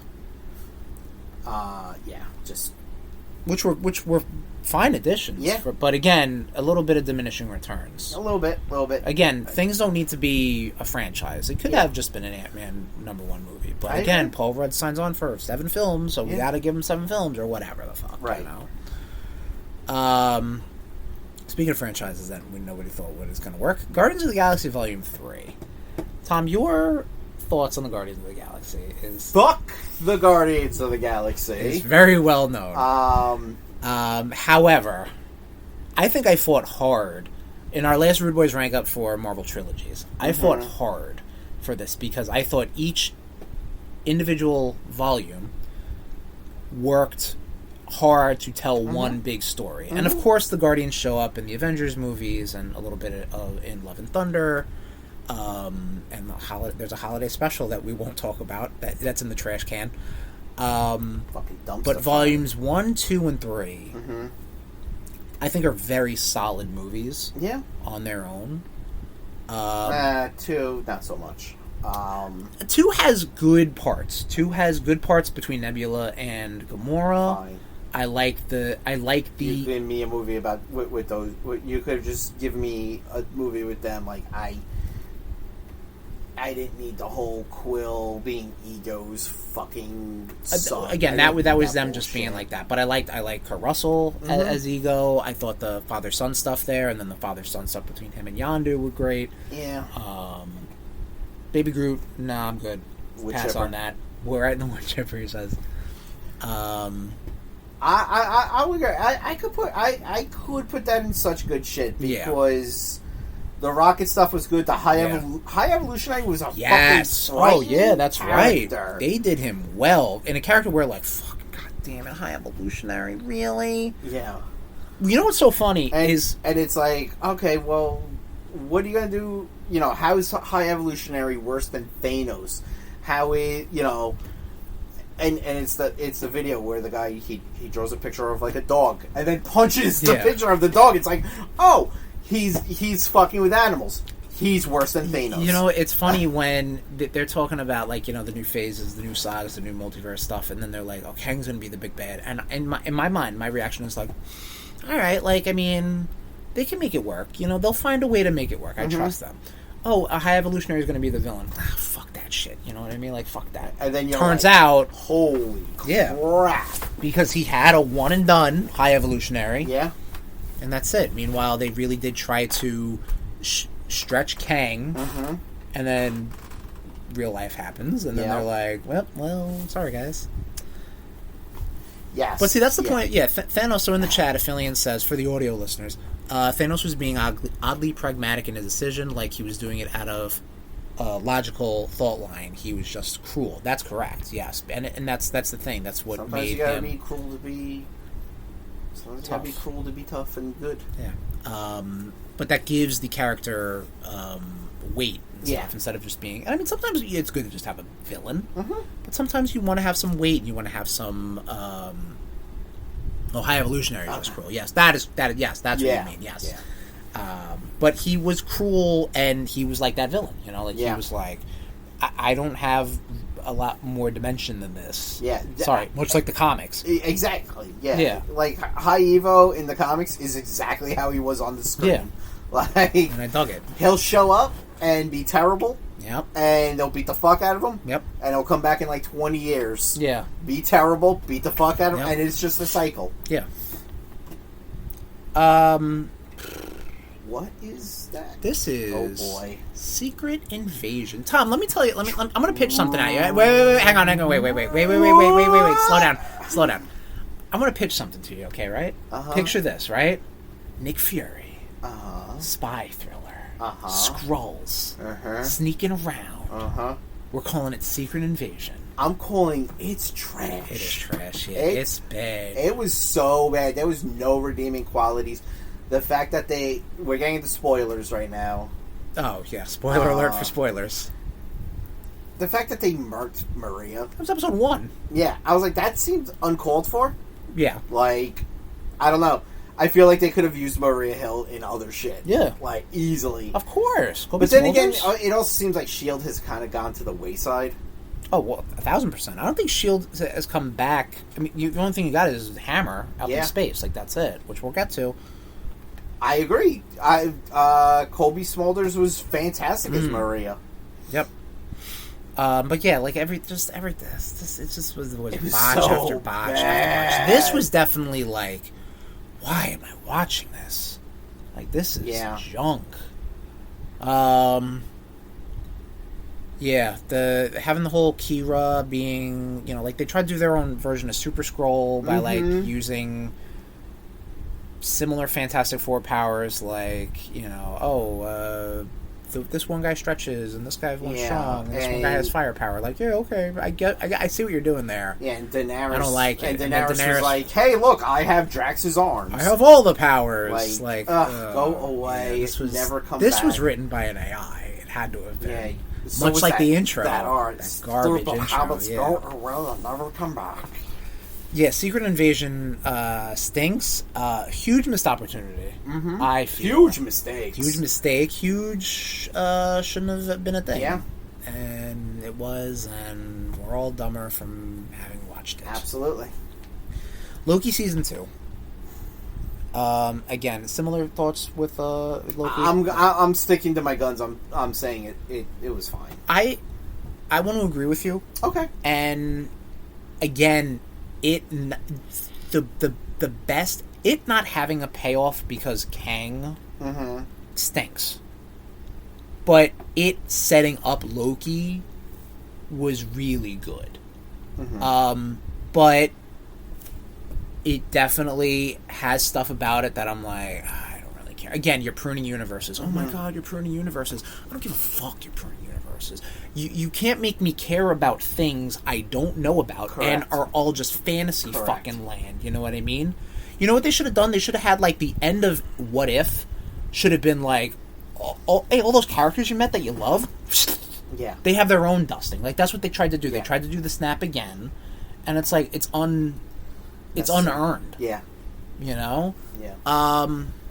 I mean, Tom Hiddleston obviously stands on his own with this. And then you got fucking that guy. What's the other guy's name? Mobius. Owen Wilson? Owen Wilson, thank you. Wow. He was good. It was better than season 1. However, I still don't think I can put it into I'll drink to that. I think both seasons are very good. Right. And I think I probably have the strongest feelings here in the studio.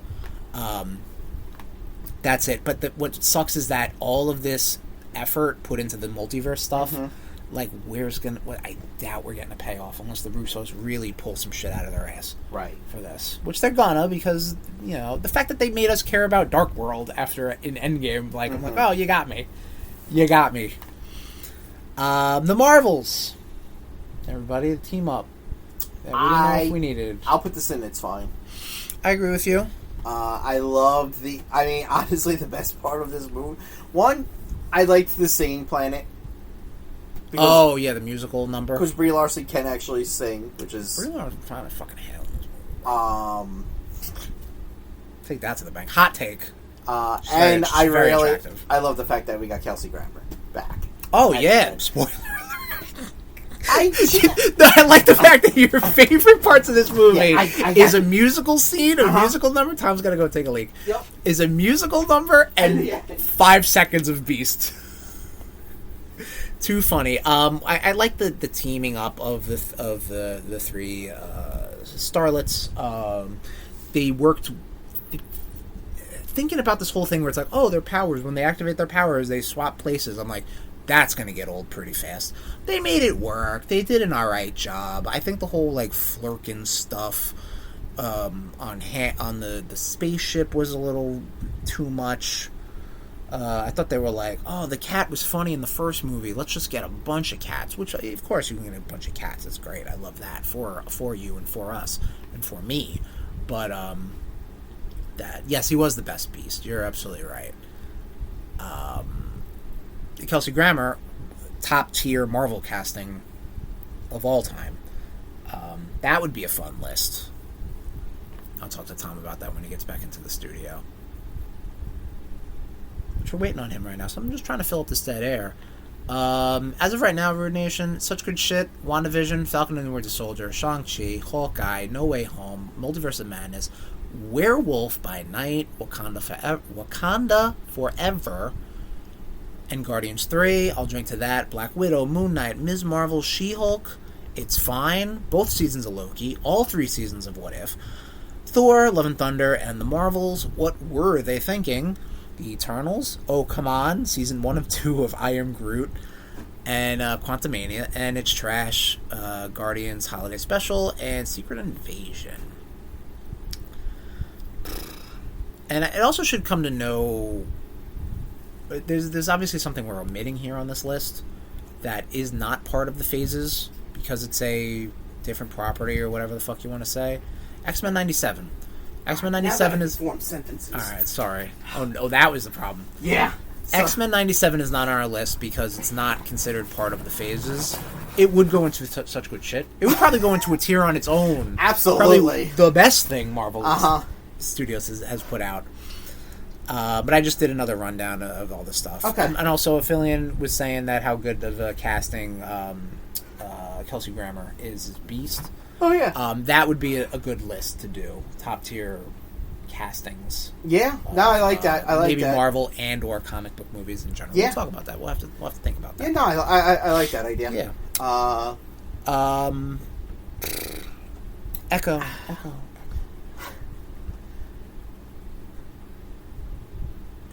Echo was. I'm not going any higher than come on for Echo. Yeah. Like Vincent D'Onofrio made me watch that. Yeah. Like he came to my house and he made me watch this show. And the one episode with Charlie Cox. The 10 seconds of Charlie Cox. All right. Well, look, I already said what I got liked 10 about seconds Boyz. of Cox, Tom. All right, that's all you're getting. Yeah. Well. But yeah, no. Oh, come on. Echo was fine. I liked. Yeah. It's only D'Onofrio. D'Onofrio's the only reason for Yeah. this. The actress, don't get me wrong, he's great. Mm-hmm. Great. He's great. I just, again, you're making me I gotta care about Echo now, and now I gotta care about all Echo's side characters. Yeah, which Echo was like. No, thank you. Echo was a side character of a side character Exactly. of a side character. Kingpin's the only reason I'm putting this any higher than it's trash. Any higher than it's trash. Moving on to something better. Yeah. Easy to say. Deadpool and Wolverine. Yeah. Such good shit. I agree with you, yes. Yeah. So, I've heard some takes online that Deadpool and Wolverine is what Multiverse of Madness should have been. Meaning that there should have been more multiversal stuff, different variants and stuff like that. Because, like, the variants we got in Deadpool and Wolverine kind of come from a place where you have the weight of the Fox movies or the other properties that they bought. Yeah. Whereas Multiverse of Madness just showed off, hey, there's Jim from The Office dressed as Mr. Fantastic. Right. And, you know what I mean? Like, you could have gone harder. Yeah. And maybe they planned to, and maybe they did, and maybe they couldn't. But I think both use nostalgia and fan service well. Absolutely. I agree. I mean, this is... I mean, shit. Dude, we got, Hugh Jackman back, baby. Yeah, till you're 90. Yeah. Him and De Niro, Downey Jr. Yeah, well, that's true, too. We got the classic Wolverine cover where, like, he pops his claws and you see the Hulk. In the claws. Yep. Him being crucified. Age of Apocalypse. Yeah. Calverine, which I guess he was being looked at to play Wolverine at one point. Is that why they did that? I don't know. I think they did that because that's your fan servicey stuff where after he got dumped from the DCEU. Channing Tatum as Gambit. Wesley Snipes coming back as Julia Garner? Jennifer Garner. Daphne Keane. Of course, yes. And then Chris Evans. Johnny Storm. George. Like, hilarious. What the hell? Like, that whole, that theater was... When they were... That whole bit, and then it was just like... And he says flame on. Yep. Like, the whole theater was just God. Like, oh, fuck. We're going here. That's good. That was it. I didn't think I was going to like Cassandra Nova. Yeah. I liked the villain of Cassandra Nova. I don't think one of the best villains, but she definitely kicked some ass. Yeah. You know what I mean? Like, could it be a villain that comes back? I mean, I feel like I would like to see that. It ain't happening, obviously, but, like, you know what I mean? Like, that's a character I would be like, oh, she shouldn't have gotten obliterated or whatever happened to her. You know what I mean? Like, she should have been like, oh, yeah. Yeah. Like, I'd like to see that character more. Ain't happening. But yeah, Deadpool and Wolverine. Favorite Deadpool movie? I still like one, but this is really one. Good. It's very close between this and one. Yeah, I can get that. Yeah, so I got you. And I won't go into my feelings on two. Yeah, the body horror stuff. Yeah, that was really good. See, that's like the stuff that I was like, ooh, I'd like more of that, please. But afraid not. Something I didn't ask for at all, and everybody just got hype on it because the song went viral. Agatha All Along. See, I got hyped for this because I like Catherine Hahn. Okay. Yeah, no, she's great. But, like, this is like... Why? Yes, the speech that Wolverine gave to Deadpool was good. Oh yeah, oh yeah. I'm gonna say Agatha could go to It's Fine. Okay. I'll agree with that.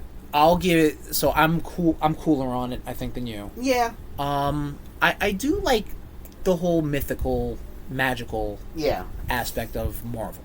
Comics, games, movies, TV. I like the fact that we got introduced to a new magical person. Yes. In Wiccan. Yeah. So, like, that's... And then I think his brother will be showing up in the Vision show.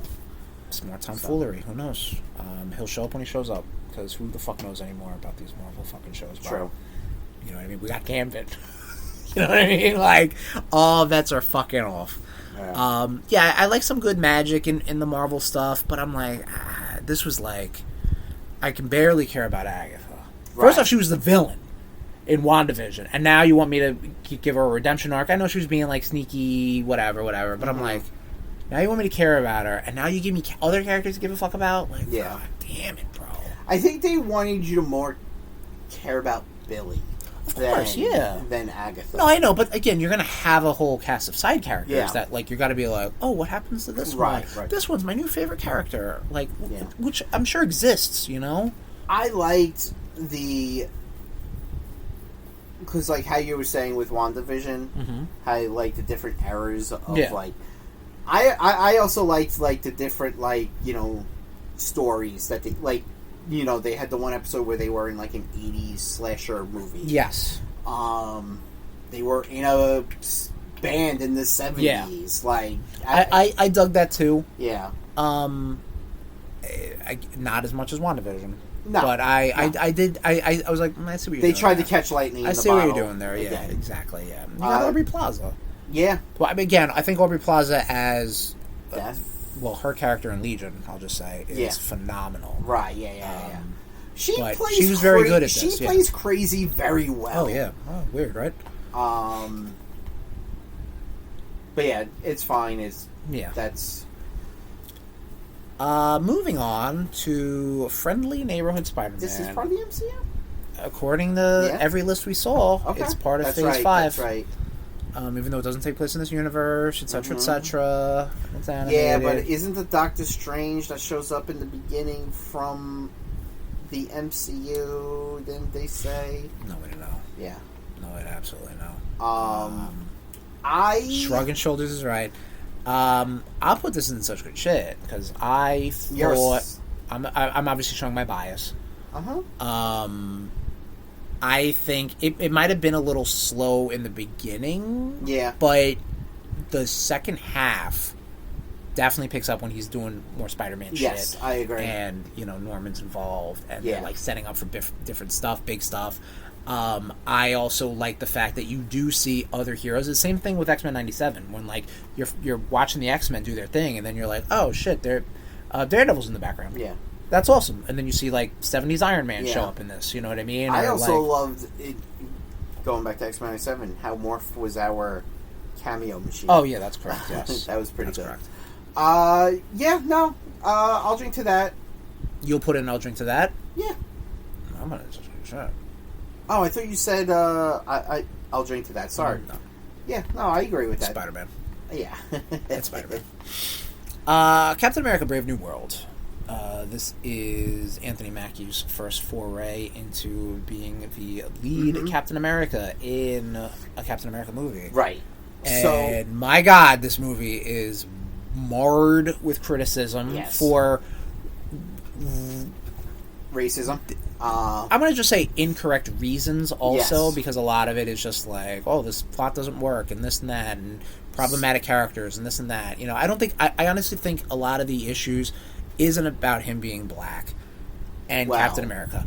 I think, a lot of the issues that they try to fix and rectify or whatever comes to the apparently the Serpent Society plot goes nowhere, and you know the Sabra character is like, wow, we gotta fucking limit her thing, and the CGI for Leader gets changed. Yeah, that actually what I mean? sucked for Sabra. Oh, absolutely, yeah. She was terrible. They should have just cut her fully. Yeah. Unfortunately, John Hurt. No, not John Hurt. William Hurt. William Hurt, who played Thunderbolt Ross. Uh-huh. I feel like we're wrong. Continue. Yeah. The actor who passed, so yes. they brought Harrison Ford on. It's not William Hurt at all. No. Go ahead. Sam Elliott? No. Sam Elliott. Well, Sam Elliott was Thunderbolt Ross in the other movie, right? The Eric Bana one. Yeah. Yeah. I think it was John Hurt. A lot of people pissed and moaned that Sam was standing toe to toe. It is William Hurt. That was? picture does not look like him at all. That he was going toe to toe with a Hulk without taking super soldier serum. Yeah, but he had a vibranium suit and right. gadgets and stuff. I like liked whatever. the fact that he didn't take it. Yeah. I like the fact that he can hold the mantle as Captain America. I agree with you. Without having to shoot up. I agree with you. I liked the that was a huge part of Falcon and the Winter Soldier as well. Yeah. I liked the whole thing with him and Bucky, like when Bucky came to see him. After I was like, Falcon fell. In all honesty, I was like, where the fuck is Bucky in this? Right. But I know Bucky's doing Bucky stuff. Yeah. But like, yeah, like it was nice to see him. Yeah. But whatever. I will put this in. I'll drink to that. I want to see more Sam Captain America. I agree with that. You know what? I like that. I would love to know what some of these original fucking plans were. Yeah, we got what to see Liv Tyler got real quick. Yeah, well, I mean, I don't know. No, that was cool though to see. Yeah, fine. Leader, I could give two shits about. There was no reason to bring him in. Again, thank God I watched The Incredible Hulk before this. Yeah, because I would have been like, because I didn't see that movie prior to that. Is Samuel I mean, I knew who he was, right. but like, you know, yeah. So definitely want. I'm looking forward to seeing more of him as Cap. The leader? Oh, no, I'm just joking around. I agree, and I hope they don't Squander. They're not necessarily squander it, but like I hope they don't fucking about face and then be like, oh yeah, we're gonna recast everybody. Don't worry about it, guys. You know, it's a little fucked up. Where's Patriot? Why have we not gotten? See, setting up for the future, brother. Yeah, there you go. You're not. I mean, they're not though. Like, I feel like they've really. They're just gonna recast the main characters. Again. I feel like they've really slowed the Young Avengers plot. You know, because like you had what. We're about to get into a potential Young Avenger in the next few entries. So yeah, but what you had Ms. Marvel approach Hawkeye? Yeah, Kate Bishop. Yep, so, and Yelena was already talking to Kate Bishop, right? But Yelena's part of the. Well, we're not getting to Yelena right now. Let's take a step back. Daredevil: Born Again. Yep. This show ruled. Just put it in such good shape. Yeah, just watch it. Yeah, this was a very good. It might not have been the strongest season of Daredevil I've ever seen in my life. However, it was still very good. God, it was. I love this because you see Matt going through it. Yeah, like you know, without really the suit. Like I mean, what? I think I count on one hand how many times he got into the Daredevil suit. Well, a lot of that is also because, like, again, they knew that they were like, oh, we're gonna just like do a soft reboot and just have Charlie Cox and Vincent D'Onofrio, and then they tried it, and then they were like, this ain't working, dude. So they brought in the other cast, and then they had to do what they had to do in the first episode. Oh my God! To try to like close that book, but also be like, that did happen, but it's a year later. And we're moving on from there, but like, and then having the Mayor Fisk shit, and, Punisher showing, the Punisher showing up. What do they call you now, Nightgown Man? Like, John Bernthal he's up there in top cast. I agree. Oh my God, I'll agree on that. He's Daredevil. I don't know if I talked about this. Maybe I'll talk about it in the episode proper. But like, his batshit Punisher is very fun to watch. In season 2. I'm not watching his show again, but that's that. Yeah. Daredevil, Born Again, such good shit. Easy peasy. Easy. Thunderbolts Asterix? I don't know. I put a question mark on that. It's Thunderbolts Asterix. Yes. The asterisk being... Yeah. Spoiler alert? Yes, because Affiliate has not seen it yet. Oh, but the marketing has been all around it. Oh, well. The movie is entitled Thunderbolts. I like this a lot more than I thought I would. Same. I'll put it in. I'll drink to that. Yeah. No. That's a good spot for it. I think. Definitely Yelena kicks ass in this. Florence Pugh kicks ass. Absolutely. David Harbour does a great job. Sebastian Stan does a great job. Yeah. John Walker. Wyatt Russell did a great job. Yep. Ghost, meh, perfectly fine, but like it didn't really stand out too much. Louis Pullman. Oh yeah, Holy as a Sentry, shit. awesome. Fucking Julia Louis-Dreyfus. Yeah. Great job. Yep. Just all around. Makes you, like, you really are like, why the fuck do I care about the second characters. Black Widow and the villain from the second Ant-Man and the fucking... Captain America wannabe. Yeah, and the other Captain America wannabe. Yeah. And nobody cares about Taskmaster. And the Russian Captain America, like a lot of super soldiers they have in here. MCU really did Taskmaster dirty. Oh, 100%, yeah. And then they were like, you know what? Yeah. We've killed her off. Yeah. Maybe bring her back. I don't know. Or bring another Taskmaster Yeah. back. But they did a good job, and I felt like that didn't punch above its weight. No. I might think Brave New World punched above its weight, and a lot of that is... The reason is that, like... And maybe it didn't, in my mind, do incredibly well, is because of just the drama that bogged down. I'm just going to say drama, reshoots, political bullshit, racist bullshit. You know, like all that stuff, all that drama wore it down. Yeah. Thunderbolts was Thunderbolts. Thunderbolts was Thunderbolts. Yep. That was it. You know? Yep. Like, it wasn't like... They didn't... I mean, they did effectively save the world. But, like, it wasn't like trying to do something huge. That's why when I think the way that they end this movie up, we got the permission to talk about it, becoming the new Avengers, you're like, guys, I don't know, bro. Yeah. I don't think you're ready for this. Right. And I think that's the point. I think that's the point, that they were kind of like the government-appointed Avengers. Right. And it's like, yeesh, we're not. And then you have the whole, like, trademark battle between this group and now Sam's group, whoever may that be. Yeah. I think, and also the fact that, like, they didn't punch the Sentry to death.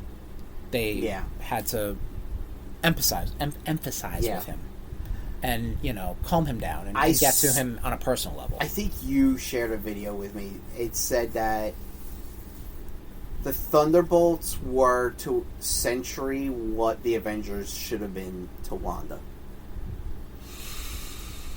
I don't think I said that, but that's good, or shared that, because that sounds like just how they were, like, they were there for him. Yeah, they were. Yes, I see what you're saying. Yes, they didn't turn their backs on him because of the bullshit he had going. Yeah. They were. They were a tight unit. Yeah. To be. To care about a friend. Yes. The only person that Wanda really had after Quicksilver died was Hawkeye. Yeah. Yeah. No, you're true. Which that would have been interesting to see Hawkeye show up in Multiverse. That would have been, just to be like, Wanda, what's going on here? Well, I mean, she didn't really know what was going on. Yes, and Vision, but Vision was not around. Well, after the twice. Oh yeah, twice. Well, first she just blew him up, right? And then he rewound time and ripped it out of his fucking head. So it was like, yeah, Vision died twice. Yeah, Thunderbolts is really good. Yes, Thunderbolts is. In all honesty, as far as these movies go, personally speaking, that I put in, I'll drink to that. Thunderbolts would be the one that I see again. Yeah. Like I'd watch selective episodes of She-Hulk again.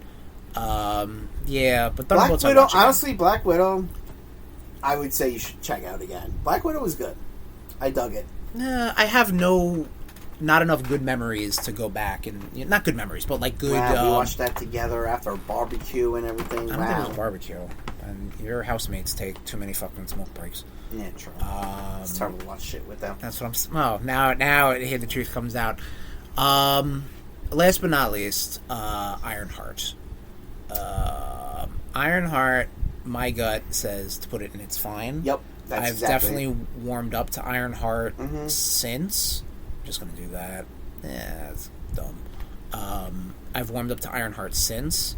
I think it was cool to have someone fly around like Iron Man used to. Like, that's nostalgic. Yep. You know, and not have a fucking spacesuit, you know, like that. You know, like hair. You know, it's all obviously CJ, but you know, like that's cool seeing that. It was a nanotech. Yes. In the chat, Fantastic Four is the first of Phase 6. Yes. So that is why this is not on that list yet. But again, why do I care about Riri Williams, and now why do I care about Riri's side characters? The young actress, she made me kind of care a little bit more about him again. You know, like, it was, again, not a great actress, but she did well enough to be like, all right, like, interesting, you know, and especially how it ends off with, we won't necessarily spoil that because that's too new. Or I like the Hood, man. I thought Anthony Ramos did a great job as the Hood. Really a lot of the, honestly, the cast was a lot stronger than Dominique. What the fuck? God damn it. Dominique Williams? It's a lot of Williamses. Yeah. But, like, yeah, no. Thorne. Dominique Thorne. Yeah, but the, you know, her making bad choices, I liked, because it shows you that she's dealing with that shit. She's, has the trauma of her friend dying. Yes, most definitely. A lot of different, there were a lot of different moving parts. Thank God we didn't get Sacha Baron Cohen through the whole thing. I actually did like him as Mephisto, though.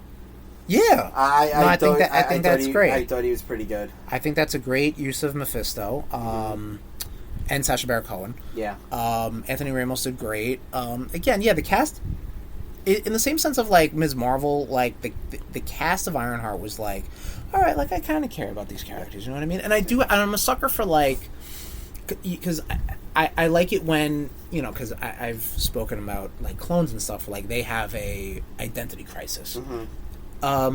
Riri's friend, who becomes her AI, she has an identity crisis because she's just like, am I real? Like, what the fuck? Like how she froze with like when she had the gun getting pointed at, like, which in turn made Riri's suit freeze up. Like I don't think it was like parts of it were really good, but again, it was like that's fine. Exactly. Perfectly fine. All right, so right now, Tommy, running through right now, such good shit. WandaVision, Falcon and the Winter Soldier, Shang-Chi, Hawkeye, No Way Home, Multiverse of Madness, Werewolf by Night, Wakanda Forever, Guardians 3, Deadpool and Wolverine, Friendly Neighborhood Spider-Man, and Daredevil Born Again. I'll drink to that. Black Widow, Moon Knight, Ms. Marvel, She-Hulk, Brave New World, and Thunderbolts. It's fine. Both seasons of Loki, all 3 seasons of What If, Thor, Love and Thunder, The Marvels, Agatha All Along, Ironheart. What were they thinking? The Eternals. Oh, come on. Both seasons by I Am Groot, Quantumania, and Echo. And it's trash. The Guardians Holiday Special, and Secret Invasion. Do you have any vetoes? Yes. Oh. Eternals. Gets bumped down to oh, come on. As we were talking about it, I'm like... So what made it seem? Because this sounds like I need you to clarify more, because this seems like Tom shine comes off, or the shine comes off, and you're like, It was just us like talking about it more and more, and I was just like, so what changed though? Because we stopped talking about it minutes ago. So what changed to what made this worse in your mind? It's just been kind of sticking in my head. So you think it's too high? Yes. Okay. Yeah. All right. I respect that veto.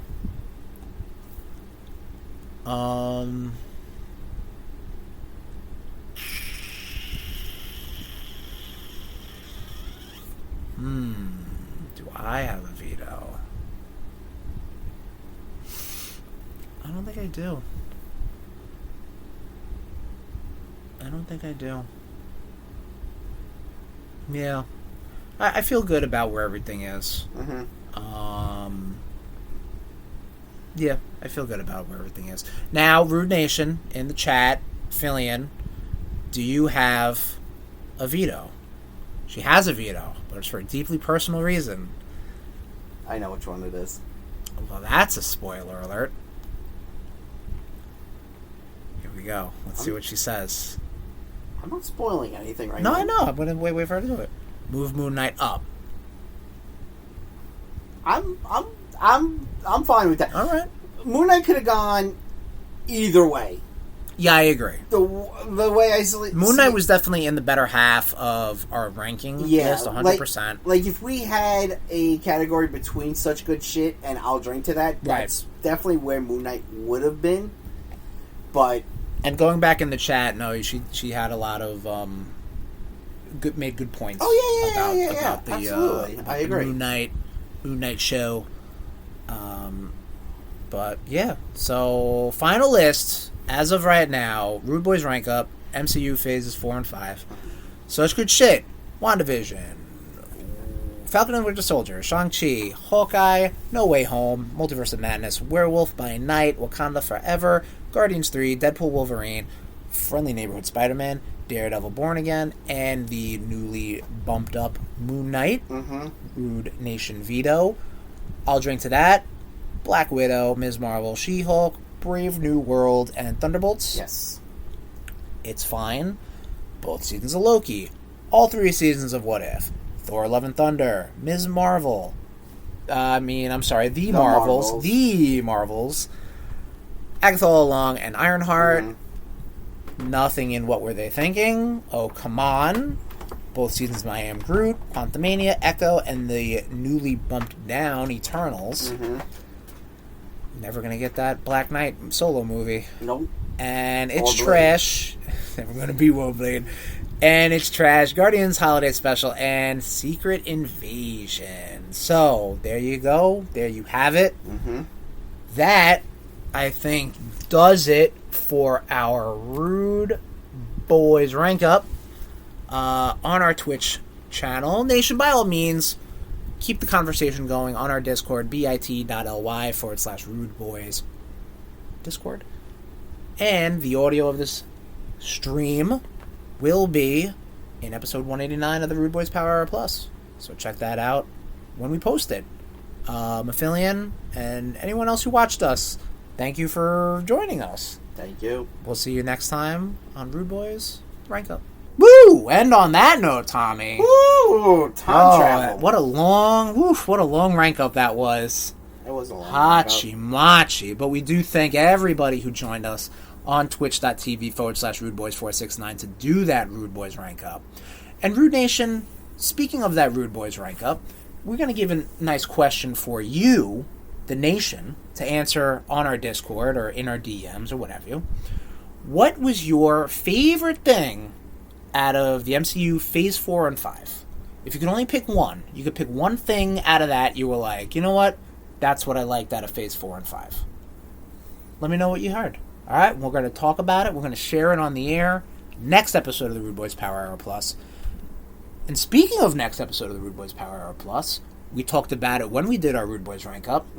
We are going to talk about our favorite or the best castings for comic book characters, superheroes, whatever we want to say. We're going to probably get loosey-goosey on that. It's the only thing we're getting loosey-goosey on this fucking year. Yeah, I bet.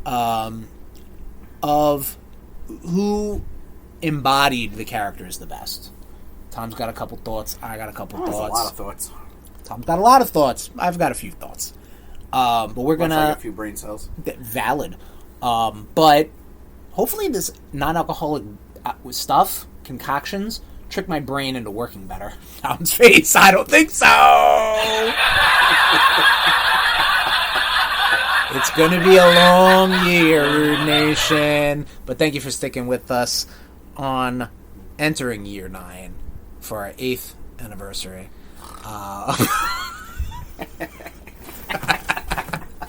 Thanks for sticking with us. Like I said, that question and any sort of interactions you want to give, you want to have with the Rude Nation, with the Rude Boys, go to our Discord, bit.ly/RudeBoyz Discord, all lowercase. Join that. Find out when we're going live on Twitch, or we do any reaching out or any polls or anything for the podcast. You look deep in thought. You okay? Mm-hmm. You got a fart? No, I'm thinking of my actors. Oh, okay. He's ready to go. Yeah. He's ready to go for the next one. You should start writing them down, or else you'll forget. Nah. All right. I will, though. Yep, that's what I'm saying. Join our Discord. Follow us all on social media. We are the top of the TikTok charts right now with our Put It In Your Mouth series of taste testing videos. The internet loves when people put things in their mouth. The internet loves food. What better time? I don't think there's ever been... We've cornered the market, much like we're going to corner the market on non-alcoholic beer and liquor. We are... Putting Tom to sleep. No! Shut up. We are getting our claws and everything, much like WWE with all their fucking hands in the pots. But it's not going to cost you a dime. Well, I mean... Maybe if you get on the ground level, it won't cost you a dime, but... We're going to make some money off this. But yes, go to our TikTok. Tom, we are going to post the newest one. You can check it out on our TikTok right now. What do we got, Tom? What's on the... Oreo Reese's. Yes, this is the highly elusive... Jesus Christ. Reese's peanut butter cream with Oreo cookie crumbs. But it is an Oreo cookie.